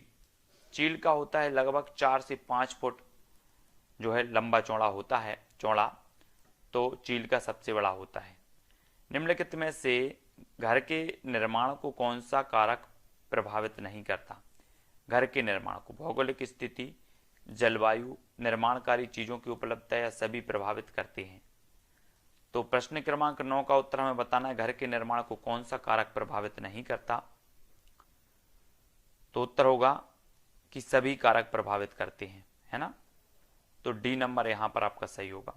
मिट्टी के घर प्रायः कहां पाए जाते हैं? गांव में, जहां ज्यादा गर्मी होती है, दोनों जगह या इनमें से कोई नहीं? मिट्टी के घर प्रायः कहां पाए जाते हैं? प्रश्न क्रमांक 10 का आंसर बताना है और आपका बिल्कुल सही आंसर होगा कि गांव में भी पाए जाते हैं और जहां ज्यादा गर्मी होती है वहां पर भी पाए जाते हैं, यानी कि सी नंबर आपका बिल्कुल यहां पर सही आंसर होगा। बांस और लकड़ी के घर कहां बनाए जाते हैं? बांस और लकड़ी के, जहां ज्यादा बारिश होती है, जहां बारिश और बर्फ पड़ती है, समुद्र के किनारे या जहां गरीब लोग रहते हैं। तो प्रश्न क्रमांक 11 का आंसर जो आपका हो जाएगा वो हो जाएगा ए, कि जहां ज्यादा बारिश होती है ना, वहां बांस और लकड़ी के घर बनाए जाते हैं, ए नंबर। लद्दाख के लोग अपने घरों की निचली मंजिल का उपयोग किस लिए करते हैं? लद्दाख के लोग अपने घरों की निचली मंजिल का उपयोग किस लिए करते हैं? खाना बनाने के लिए, मेहमानों को ठहराने के लिए, सामान और जीवों को रखने के लिए, सभी के लिए? तो अपना प्रश्न क्रमांक 12 है और निचली मंजिल का जो उपयोग किस लिए करते हैं? तो वो करते हैं सामान और जीवों को रखने के लिए, यानी कि सी नंबर जो है वो बिल्कुल सही आंसर होगा। इग्लू होता है वर्गाकार, आयताकार, गुंबद के आकार का या किसी भी प्रकार का? तो आपको पता होगा एस्किमो जो शिकारी होते हैं, जो जनजाति होती है, वो जो है अपना अस्थायी घर बनाते हैं इग्लू, जिसे इग्लू कहा जाता है, और ये होता है गुंबदाकार, यानी कि सी नंबर, ये बर्फ का बनाते हैं, सी नंबर सही हो जाएगा। कश्मीर में पाई जाने वाली नक्काशी रहित हाउस बोट क्या कहलाती है? शिकारा, रेबो, डोंगा या इग्लू? तो 14 का आंसर हमें बताना, कश्मीर में पाई जाने वाली जो नक्काशी रहित हाउस बोट है वो क्या कहलाती है? तब आपका बिल्कुल सही आंसर होगा दोस्तों बी, डोंगा। पर्वतारोही 2 तह वाली प्लास्टिक शीट से अपना टेंट बनाते हैं ताकि उन्हें कोई देख ना ले, उन्हें ठंड ना लगे, वे भूस्खलन से बच सकें, या उपरोक्त में से कोई नहीं? तो पर्वतारोही 2 तह वाली प्लास्टिक शीट से अपना टेंट बनाते हैं ताकि 15 का आंसर आपका होगा क्या हो जाएगा? सी, उन्हें ठंड ना लगे, सी नंबर। चांपका जनजाति के लोग के द्वारा बनाए जाने वाले अस्थायी निवास को क्या कहा जाता है? चांपका जनजाति, ये लद्दाख की जनजाति है चांपका जनजाति, और इसके द्वारा जो अस्थायी निवास बनाए जाते हैं उन्हें क्या कहा जाता है? प्रश्न क्रमांक 16 का आंसर बताना है। तो उसे कहा जाता है दोस्तों क्या? रेबो। रेबो यानी कि जो विकल्प नंबर 1 है वो बिल्कुल यहां पर राइट आंसर होगा।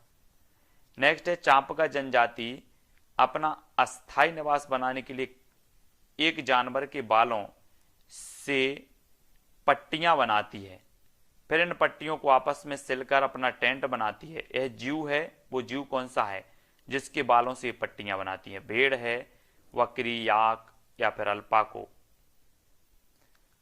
तो बिल्कुल सही आंसर होगा दोस्तों याक, याक यानी कि डी नंबर। निम्नलिखित कथनों पर विचार करना है। महलों, हवेलियों और किलों में बहुत ज्यादा पत्थरों और लकड़ियों का प्रयोग होता है। टेंट अलग अलग चीजों से बनते हैं। भारत में हाउस बोट कश्मीर और केरल में पाए जाते हैं। इग्लू का प्रवेश द्वार बहुत छोटा होता है। तो 18 का जो आंसर होगा वो क्या होगा, क्या हो जाएगा? तो आपका बिल्कुल सही आंसर जो हो जाएगा कि ये सारे के सारे सही हैं। महलों हवेलियों में जो होता है टेंट अलग अलग चीज़ों से बनते हैं, बिल्कुल सही है। भारत में हाउस बोट कश्मीर में मिलते हैं। इग्लू का प्रवास द्वार छोटा होता है। यानी कि यहाँ पर केवल एक दिया है, एक दिया है, 3 दिया है, तो उत्तर हो जाएगा आपका कोई भी नहीं। ठीक है, डी नंबर। अगला देखना है दोस्तों, खत्म बंद क्या है? टेंटों का उखाड़ना, लकड़ी की नक्काशी, पत्थर की नक्काशी या इनमें से कोई नहीं। खत्म बंद बताना है 19 का आंसर। तब आपका बिल्कुल राइट आंसर होगा खत्म बंद जो है वो लकड़ी की नक्काशी होती है, वी नंबर।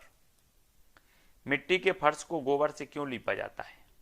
20 का आंसर बताना है हमें। तो आपका बिल्कुल सही आंसर होगा मिट्टी के फर्श को जो गोबर से लीपा जाता है ताकि कीड़े ना आए, यानी सी नंबर यहां पर राइट होगा, ताकि कीड़े ना आए, सी नंबर। अगला क्वेश्चन है दोस्तों, कुत्ता मछली का आवास है तो क्या है? नदी है, तालाब है, झील है या फिर समुद्र है?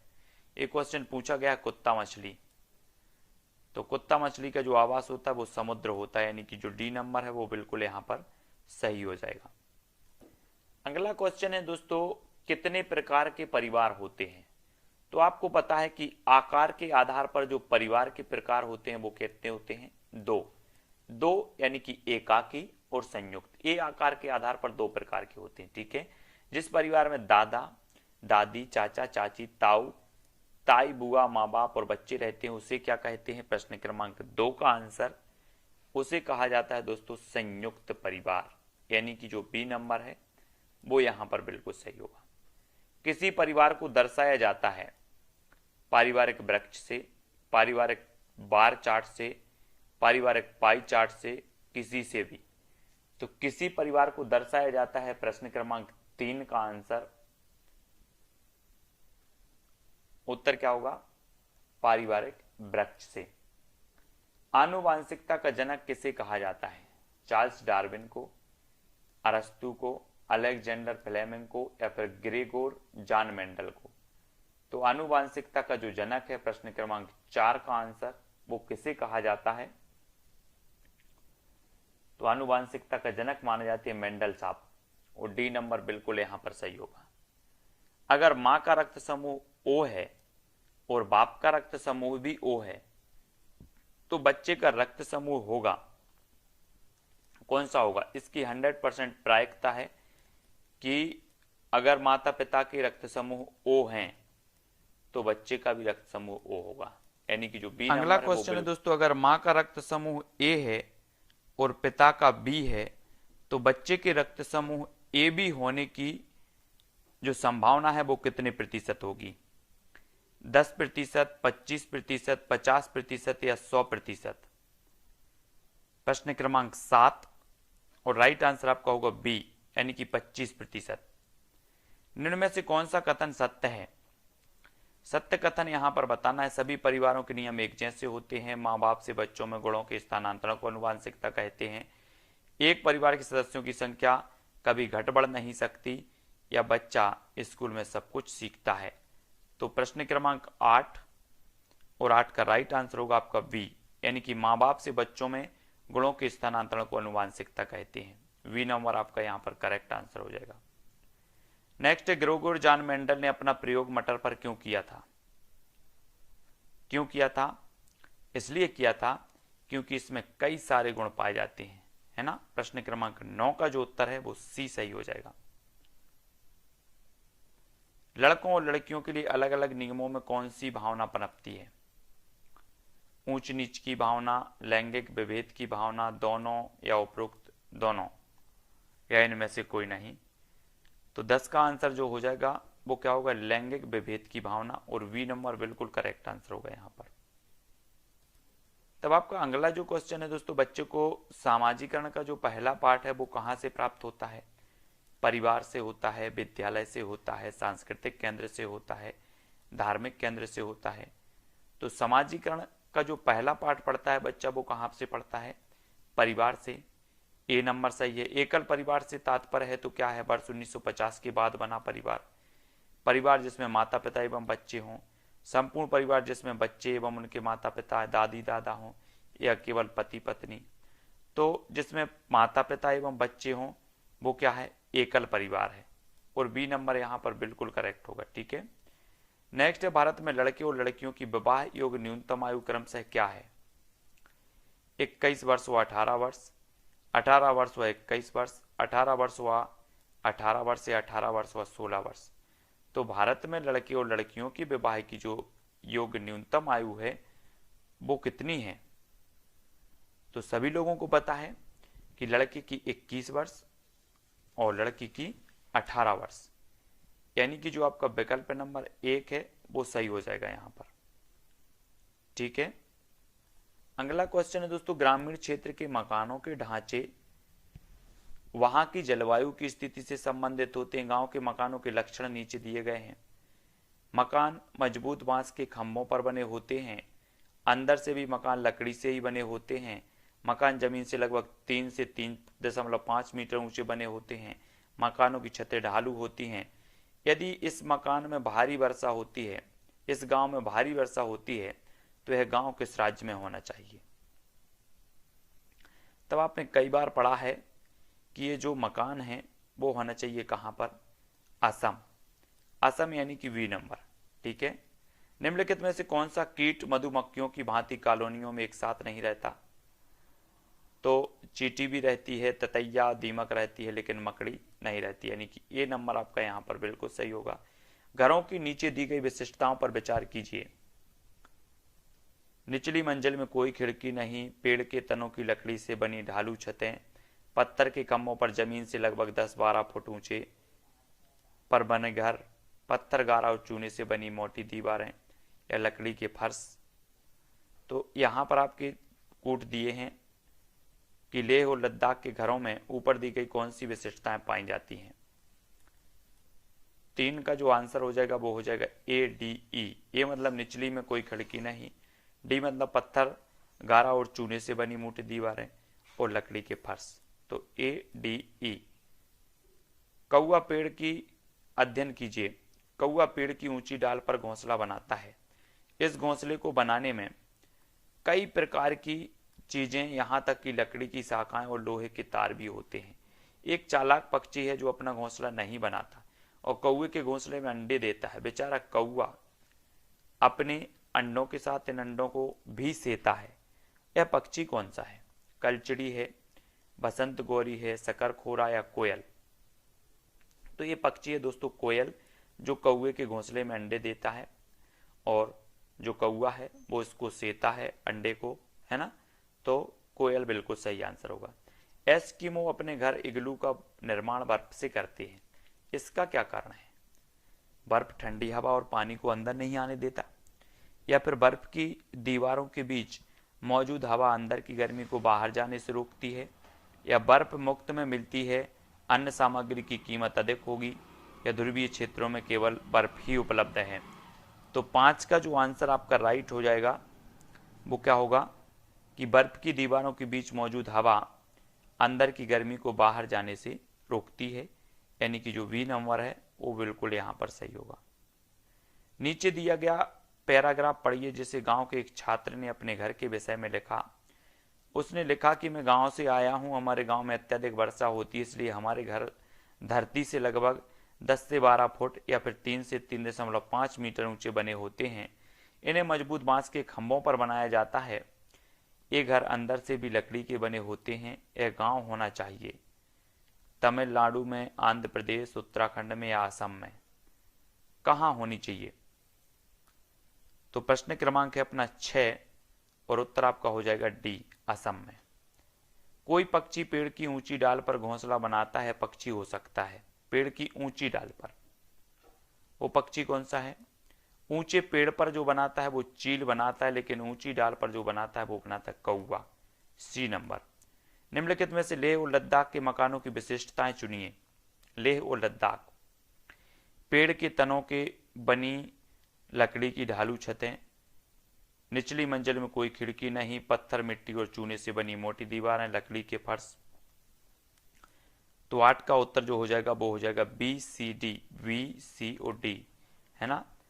तो ये आपके बिल्कुल सही आंसर होगा। ग्रामीण क्षेत्रों में गाय के गोबर से झोपड़ी की दीवारों और फर्श को लीपा जाता है, उन्हें कीड़ों को दूर रखने के लिए, है ना। डी नंबर सही होगा। एक पुरुष जिसका रक्त समूह ओ है, एक ए रक्त समूह वाली स्त्री से शादी करता है, पहले बच्चे की रक्त समूह ओ होने की संभावना है तो कितनी है? 10 का आंसर बताना है। राइट आंसर क्या होगा? 50%, यानी कि जो ए नंबर है वो बिल्कुल सही होगा, ये नंबर।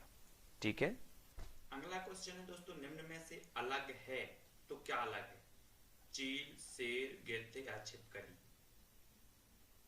तब आपका बिल्कुल सही आंसर क्या हो जाएगा? सभी लोग बताएंगे। उत्तर होगा विकल्प नंबर बी, यानी कि गिद्ध। इन चारों से अलग है गिद्ध, ठीक है, क्योंकि ये अपना शिकार करते हैं जिंदा, है ना, जिंदा पकड़ते हैं अपने शिकार को, लेकिन जो गिद्ध है वो मरे हुए को खाता है। ठीक है, बी नंबर। गाय के आगे के दांत छोटे क्यों होते हैं? ताकि वह घास भूसा सुरख सके, ताकि वह घास भूसा चबा सके। तो प्रश्न क्रमांक 2 का आंसर आपका बिल्कुल सही होगा, ए, ताकि वह घास भूसा सुरख सके। ए नंबर आपका बिल्कुल सही हो जाएगा। सांप अपने शिकार को कैसे खाता है? चीरकर, फाड़कर, काटकर या फिर निगलकर? तो प्रश्न क्रमांक 3 का आपका राइट जो आंसर होगा वो होगा सी, यानी कि निगलकर। ठीक है, सांप अपने शिकार को खाता है निगलकर। निम्न में से कौन सा एक खाया जाने वाला फूल है? तो खाया जाने वाला जो फूल है दोस्तों वो है ब्रोकली, यानी कि जो डी नंबर है वो यहां पर राइट आंसर होगा, ब्रोकली। टमाटर है एक, टमाटर क्या है? तो सभी लोगों को पता है कि टमाटर तो एक फल है, बी नंबर। निम्न में से कौन सा कथन सत्य है? प्याज का तना और पत्ते खाए जाते हैं, गिलहरी सर्वाहारी होती है, गिद्ध सिर्फ मरे हुए जीवों को खाता है, उपरोक्त सभी। तो प्रश्न क्रमांक 6 का आंसर बताना है और राइट आंसर आपका होगा डी, यानी कि ये सारे के सारे कथन सत्य हैं। शकरकंद कैसा खाया जाता है? भूनकर और उबालकर, है ना, यानी कि जो विकल्प नंबर आपका डी है वो बिल्कुल सही होगा। मिड डे मील की शुरुआत कब हुई? तो दोस्तों मिड डे मील की आपको पता होगा 1995 में शुरुआत हुई थी, लेकिन इस सीमित क्षेत्र में हुई थी, और पूरे भारत में जो शुरुआत हुई है मिड डे मील की वो 2004 में हुई है।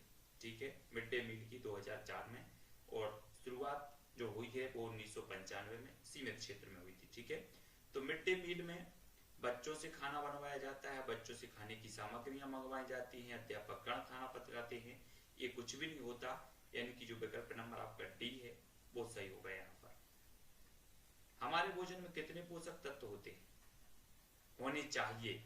तो वो होने चाहिए 6 पोषक तत्व, यानी कि बी नंबर आपका बिल्कुल सही है। मनुष्य के शरीर के लिए ऊर्जा का प्रमुख स्रोत क्या है? शरीर के लिए बताना है आपको। तो प्रश्न क्रमांक है आपका 11, और 11 का आपका बिल्कुल सही आंसर होगा कार्बोहाइड्रेट। शरीर के लिए ऊर्जा का प्रमुख स्रोत होता है कार्बोहाइड्रेट। ठीक है, निम्न से किसको शरीर वर्धक भोजन कहा जाता है? कार्बोहाइड्रेट को, विटामिन को, प्रोटीन या फिर वसा को? तो किसको शरीर वर्धक भोजन कहा जाता है? प्रश्न क्रमांक 12 का आंसर तो वो कहा जाता है बी, यानी प्रोटीन को। निम्नलिखित कार्यों पर विचार कीजिए। इस पोषक तत्व से हमें ऊर्जा मिलती है, यह हमारे शरीर के अंगों को बाहरी झटकों से बचाता है। उपरोक्त कार्य निम्न में से किस पोषक तत्व से संबंधित है? प्रश्न क्रमांक 13 का आंसर राइट आंसर क्या हो जाएगा? वसा। वसा यानी कि 1 नंबर। नेक्स्ट है दोस्तों, निम्नलिखित में से कौन सा पोषक तत्व हमें कोई पोषक प्रदान नहीं करता, किंतु फिर भी वह हमारे संतुलित आहार का अहम हिस्सा है? तो 14 का आंसर बताना है, और 14 का बिल्कुल सही आंसर होगा बी, यानी कि रूक्षांश, वी नंबर। ठीक है, जल के कार्यों पर विचार कीजिए। जल हमारे शरीर, इस क्वेश्चन को छोड़ के अगला देखो। चटनी भोज बनाना जैम बनाना, अचार बनाना प्रक्रियाएं संबंधित हैं, तो किससे संबंधित है? प्रश्न क्रमांक 16 का आंसर होगा दोस्तों क्या? भोजन के संरक्षण से, ए नंबर। कितने तापमान पर दूध का पाश्चुरीकरण होता है ना? पैकेट वाला आप दूध देखते होंगे, पैकेट वाला वो पाश्चुरीकरण करके ही आता है, और दूध का पाश्चुरीकरण जो होता है प्रश्न क्रमांक 17 का आंसर हो जाएगा सी, दोनों पर 62.8 अंश और 71.7 अंश सेंटीग्रेड पर, है ना? किस क्षेत्र के लोग मछली और चावल ज्यादा खाते हैं? तो किस क्षेत्र के खाते हैं? प्रश्न क्रमांक 18 का आंसर राइट होगा सी, तटीय क्षेत्र के, सी नंबर। निम्न को सुमेलित करना है दोस्तों, व्यंजन है और व्यंजन आपको बताना है। यहाँ पर 19 का आंसर कौन सा व्यंजन किस राज्य से संबंधित है? तो आपका बिल्कुल सही होगा ए, यानी कि असोम का है मसूर टेंगा, गुजरात का खांडवी, नागालैंड का मोमोज और मेघालय का तुंगतप, है ना? नेक्स्ट देखो, किस राज्य में टेपियोका खाया जाता है? बिहार में, त्रिपुरा में, जम्मू और कश्मीर में या फिर केरल में? तो किस राज्य में टेपियोका खाया जाता है? प्रश्न क्रमांक 20 का आंसर। तब आपका बिल्कुल सही आंसर होगा केरल। किस राज्य में टेपियोका खाया जाता है? तो केरल में खाया जाता है। मध्य प्रदेश का प्रसिद्ध व्यंजन कौन सा है? मडुआ रोटी, भुट्टे की खीर, बेरमा या फिर छेना पोड़ा? तो आपका जो 21 का आंसर हो जाएगा वो हो जाएगा भुट्टे की खीर, यानी कि विकल्प नंबर बी। निम्न में से जीवाणु जनित रोग कौन सा है? जीवाणु जनित बताना, प्रश्न क्रमांक 22 का आंसर। तो कोड़ भी है, तपेदिक भी और निमोनिया, यानी कि सभी आपका डी नंबर सही हो जाएगा। किन बीमारियों के लिए डीपीटी का टीका दिया जाता है? 23 का आंसर तो वो दिया जाता है काली खांसी और डिप्थीरिया, टेटनस, इनके लिए डीपीटी का टीका दिया जाता है। नेक्स्ट दोस्तों, कौन सी बीमारी चूहों के द्वारा फैलती है? तो सभी लोगों को पता है कि प्लेग जो है ये चूहों के द्वारा बीमारियां फैलती है, और सी नंबर आपका यहाँ पर सही होगा। पोलियो होता है मच्छर के काटने से, मक्खियों के द्वारा, दूषित जल और भोजन से, इनमें से कोई नहीं। 25 का आपको बताना है पोलियो कैसे होता है।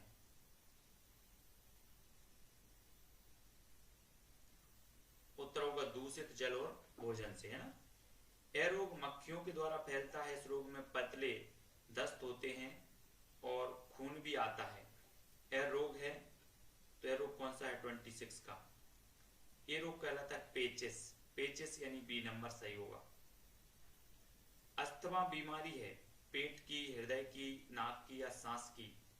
तो 27 का आंसर बताना, अस्थमा किसकी बीमारी है? तब आपका जो 27 है और 27 का राइट आंसर होगा डी, सांस की। निम्न में से मच्छरों से होने वाले रोग कौन कौन से हैं? 28 का आंसर हमें बताना है। तो वो है कौन? मलेरिया भी है, डेंगू भी और चिकनगुनिया, यानी कि सभी हैं। मच्छरों से होने वाले जो रोग हैं वो सभी। इस बीमारी की दवाई सिनकोना नामक पेड़ की छाल से बनती है। इस बीमारी को दूर करने के लिए तालाबों, जलाशयों में मछलियां पाली जाती है। यह बीमारी कौन सी है? 29 का उत्तर बताना है, और आपका जो उत्तर हो जाएगा वो हो जाएगा मलेरिया, वी नंबर। भारत में निम्न में से कौन सी बीमारी दूर हो चुकी है? तो 30 का आंसर बताना है, और राइट आंसर होगा चेचक, चेचक यानी कि ए नंबर। ठीक है, अगर किसी के भोजन में कार्बोहाइड्रेट और वसा की अधिकता होगी तो उसे हो सकता है, क्या हो सकता है? 31 का, उसे हो सकता है मोटापा, सी नंबर। ठीक है, अगला देखो, जल में घुलनशील विटामिन कौन सा है? 32 का आंसर बताना है। जल में घुलनशील जो विटामिन है वो कौन से हैं? बी और सी, ये जल में घुलनशील विटामिन होते हैं। रोनाल्ड रॉस ने खोज की थी, तो किसकी की थी? प्रश्न क्रमांक 33 का आंसर बताना है। तो रोनाल्ड रॉस ने की थी दोस्तों मलेरिया, सी नंबर। किसी व्यक्ति के मसूड़ों से खून आता है, उसके मांसपेशियों और जोड़ों में भी दर्द होता है ना, उसको डॉक्टर रसीले खट्टे फल, अमरूद, आंवला आदि खाने की सलाह देता है। वह किस बीमारी से ग्रसित है? किस बीमारी से है? तो आपका बिल्कुल सही आंसर होगा स्कर्वी, यानी कि जो डी नंबर है वो सही हो जाएगा। ठीक है। हमारे शरीर के द्वारा किन विटामिनों का संश्लेषण होता है? 35 का उत्तर बताना है, और 35 का राइट आंसर जो हो जाएगा वो हो जाएगा क्या? डी और के। ए नंबर आपका बिल्कुल सही है। ठीक है। अगला क्वेश्चन है, निम्न कथनों पर विचार कीजिए। रिकेटस बच्चों में होता है, विटामिन के की कमी से रक्त का थक्का नहीं जमता, या फिर पीलिया, पोलियो, आंत्रज्वर मक्खियों से फैलते हैं, दूध, अंडा, मछली, पपीता, आंवला आदि से हमें विटामिन ए मिलता है। तो 36 का जो राइट आंसर आपका होगा वो क्या होगा? क्या हो जाएगा? 3, पीलिया, पोलियो, आंत्र ज्वर मक्खियों से फैलते हैं। यानी कि आपका जो 36 का आंसर होगा, 1 मिनट, 36 का आपका आंसर होगा सी नंबर, यानी कि ए, 2 और आई बी, है ना। 3 यहां पर गलत हो जाएगा। इस प्रकार से मनुष्य के रक्त में सामान्य हीमोग्लोबिन की मात्रा होती है तो कितनी होती है? 37 का आंसर बताना है। ये 4 विकल्प है।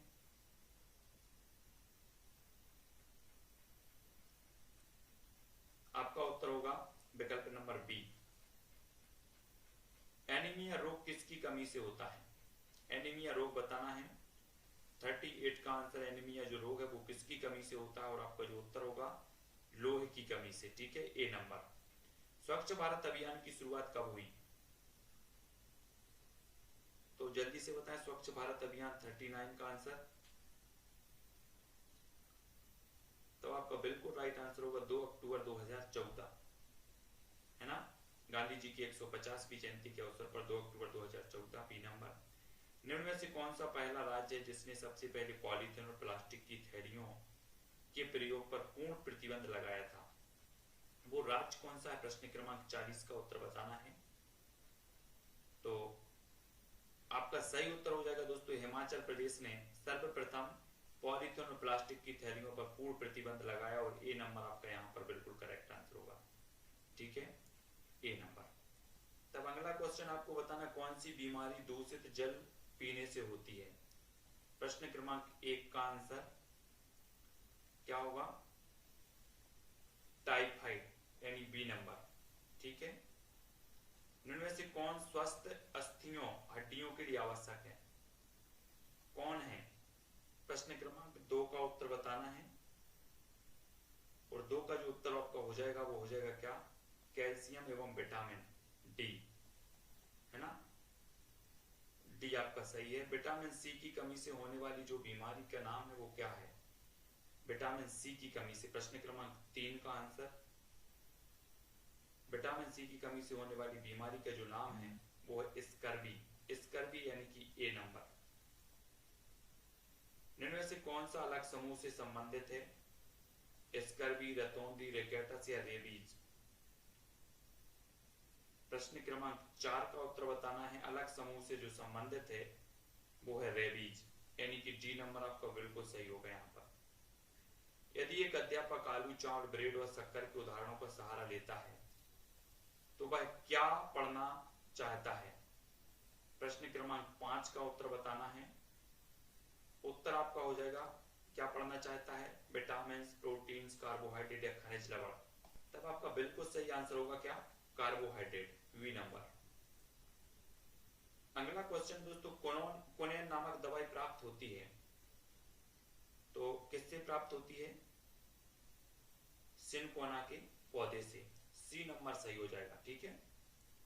किस विटामिन की कमी से रक्त का थक्का नहीं जमता? प्रश्न क्रमांक 7 का उत्तर हमें बताना है, और आपने बता दिया है विटामिन के की कमी से। दूध का पाश्चुरीकरण कैसे किया जाता है? प्रश्न क्रमांक 8 का उत्तर बताना है। तो इस प्रकार से किया जाता है, 71 अंश पर 15 सेकेंड और 22 62 अंश सेंटीग्रेड पर 32 मिनट तक गर्म किया जाता है, इस प्रकार से, है ना। तो डी नंबर आपका यहाँ पर सही होगा। क्वार्सियोकर नामक जो रोग है वो खालिस्तान की कमी से होता है, क्वासियोकर। प्रश्न क्रमांक 9 का उत्तर बताना है। और क्वासियोकर जो नामक रोग है वो प्रोटीन की कमी से, यानी कि जो बी नंबर है वो बिल्कुल यहाँ पर सही होगा। हमारे पर्यावरण को बचाने के लिए 3 प्रकार के आहार हैं, कौन कौन से? तब आपका प्रश्न क्रमांक 10 का उत्तर क्या होगा? सी, कम उपयोग, पुनः चक्रण और पुनः उपयोग। सी नंबर आपका बिल्कुल सही होगा। वायरस संक्रमण से होने वाला रोग कौन सा है? टाइफाइड, जुकाम, हैजा या मलेरिया?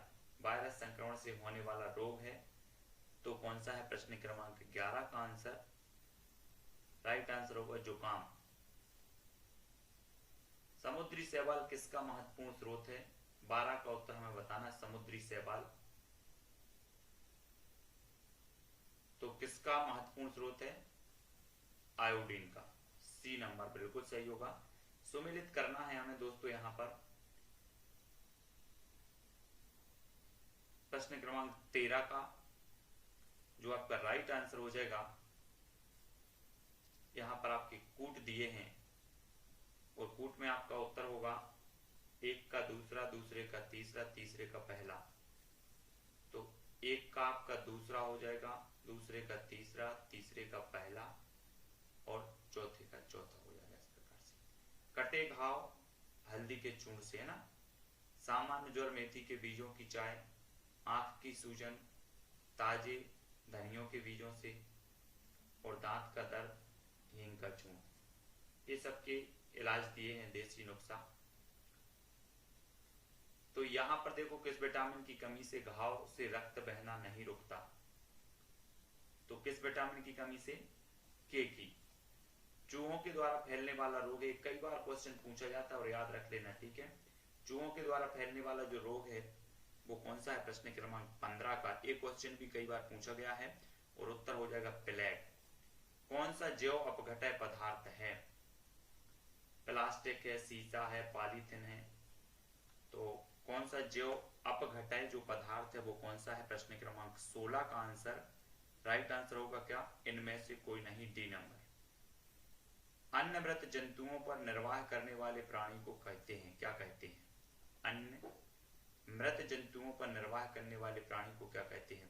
पैरासाइट, स्काइवेंजर, डीकंपोजर या फिर ओमनीवोर? प्रश्न क्रमांक 17 का आंसर हो जाएगा दोस्तों स्काइवेंजर, यानी कि सी नंबर। सागरीय खरपतवार किसका महत्वपूर्ण स्रोत है? प्रश्न क्रमांक 18 का। क्लोरीन का, आयोडीन का, ब्रोमीन का या लोहे का? सागरीय खरपतवार किसका महत्वपूर्ण स्रोत माना जाता है? प्रश्न क्रमांक 18 का आंसर बताना है। तो वो माना जाता है iodine. C number correct answer होगा। निम्न में से किस वर्ग में प्रोटीन की प्रचुरता है? तो 19 का आंसर बताना है। तो प्रोटीन की प्रचुरता जो होती है वो होती है सोयाबीन, चना और मक्का। सी नंबर। पोलियो का कारण है तो क्या है? पोलियो को कारण बताना है 4 विकल्पों में से। प्रश्न क्रमांक 20 का उत्तर, और उत्तर होगा विषाणु। पोलियो का कारण होता है विषाणु, यानी कि बी नंबर। जल जनित रोग कौन सा है? 21 का आंसर बताएंगे सभी लोग। जल जनित जो रोग होता है वो होता है दोस्तों अतिसार। अतिसार यानी कि ए नंबर। निम्नलिखित में से किसे कोनेन नामक दवा प्राप्त होती है? तो किससे होती है? प्रश्न क्रमांक 22 का उत्तर, और आपका उत्तर हो जाएगा सिनकोना प्लांट से, वी नंबर। नेक्स्ट बात कर लेते, प्रोटीन की सर्वोत्कृष्ट स्रोत है तो कौन सा है? सर्वोत्कृष्ट जो स्रोत माना जाता है प्रोटीन का वो सी नंबर, यानी कि सोयाबीन। विटामिन ए की कमी से होने वाला रोग जो है वो कौन सा है? 24 का आंसर बताना है आपको। उत्तर होगा रतौंधी, वी नंबर। डेंगू रोग का वाहक है तो क्या है? डेंगू रोग का वाहक बताना है 25 का। उत्तर क्या होगा? एडीज मच्छर, ए नंबर। ठीक है, डेंगू रोग का वाहक है। पल्स पोलियो कार्यक्रम का उद्देश्य क्या है? 26 का आंसर हमें बताना है। राइट आंसर होगा पोलियो का संपूर्ण उन्मूलन करना, है ना। पल्स पोलियो कार्यक्रम का उद्देश्य होता है सी। ठीक है। अगला क्वेश्चन है, कांच के जार तथा बोतलों को उनमें आचार भरने से पूर्व सूर्य की धूप में अच्छी तरह सुखाया जाता है, ऐसा क्यों? तो आपको उत्तर बताना है। आपका उत्तर होगा नमी को पूर्णतः हटाने के लिए, यानी कि जो डी नंबर है वो यहाँ पर बिल्कुल राइट आंसर हो जाएगा। अगला क्वेश्चन है दोस्तों, मच्छरों के प्रजनन की रोकथाम के लिए ठहरे पानी में तेल डालने की सलाह दी जाती है, ऐसा इसलिए है क्योंकि, प्रश्न क्रमांक 2 का आंसर, क्योंकि तेज ऑक्सीजन की आपूर्ति को काट देता है जिससे मच्छरों का प्रजनन थम जाता है। तो बी नंबर आपका बिल्कुल सही होगा। खाद्य संरक्षण के लिए निम्नलिखित में से कौन सा जोड़ा ठीक नहीं है? आलू चिप्स, दूध, पनीर, सेब, जैम या कच्चा आम अचार। खाद्य संरक्षण के लिए कौन सा जोड़ा ठीक नहीं है? प्रश्न क्रमांक 3 का आंसर बताना है। तो आपका उत्तर क्या हो जाएगा? दूध, पनीर, यानी बी नंबर। निम्न में से कौन बीज नहीं है? प्रश्न क्रमांक 4 का उत्तर बताना है। तो 4 का उत्तर क्या हो जाएगा? साबूदाना, सी नंबर, ये बीज नहीं है। ठीक है। बच्चों के द्वारा सब्जी बाजार से इकट्ठी की गई निम्नलिखित सामग्री में से उन्हें पहचानिए। भीतर, जिनमें भीतर बीज होते हैं। आलू, टमाटर, नाशपाती, चीकू, भिंडी, करेला, प्याज, खीरा, या फिर टमाटर, नाशपाती और चीकू। तो यहां पर आपको पहचानना है जिनमें बीज होते हैं। जिनमें बीज होते हैं वो क्या हो जाएगा? कौन सा विकल्प आपका सही होगा? प्रश्न क्रमांक 5 का। टमाटर में होते नाशपाती, चीकू, भिंडी, करेला, खीरा, इनमें बीज होते हैं, कि सी नंबर।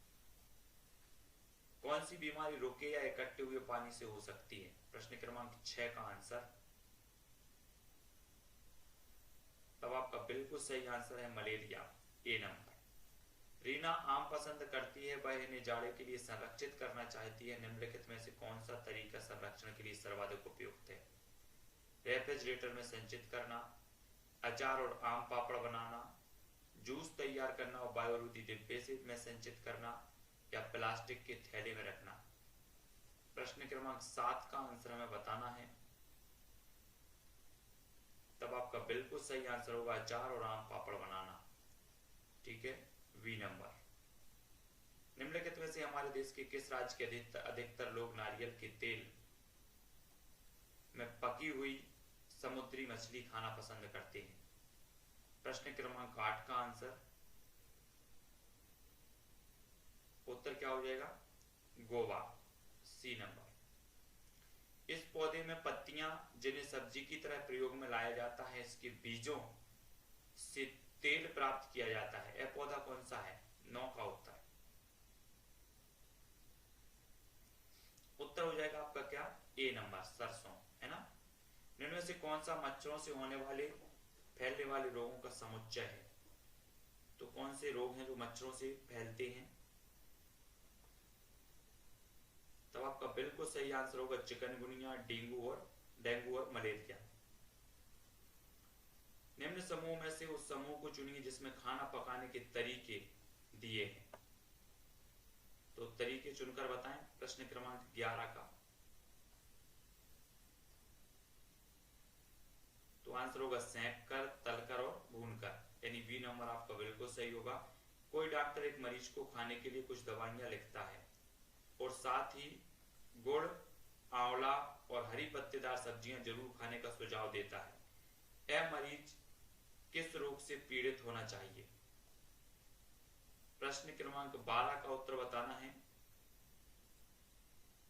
तो इसका सही उत्तर क्या हो जाएगा? तब आपका बिल्कुल सही आंसर होगा क्या? एनीमिया। एनीमिया आपका बिल्कुल सही हो जाएगा। ठीक है।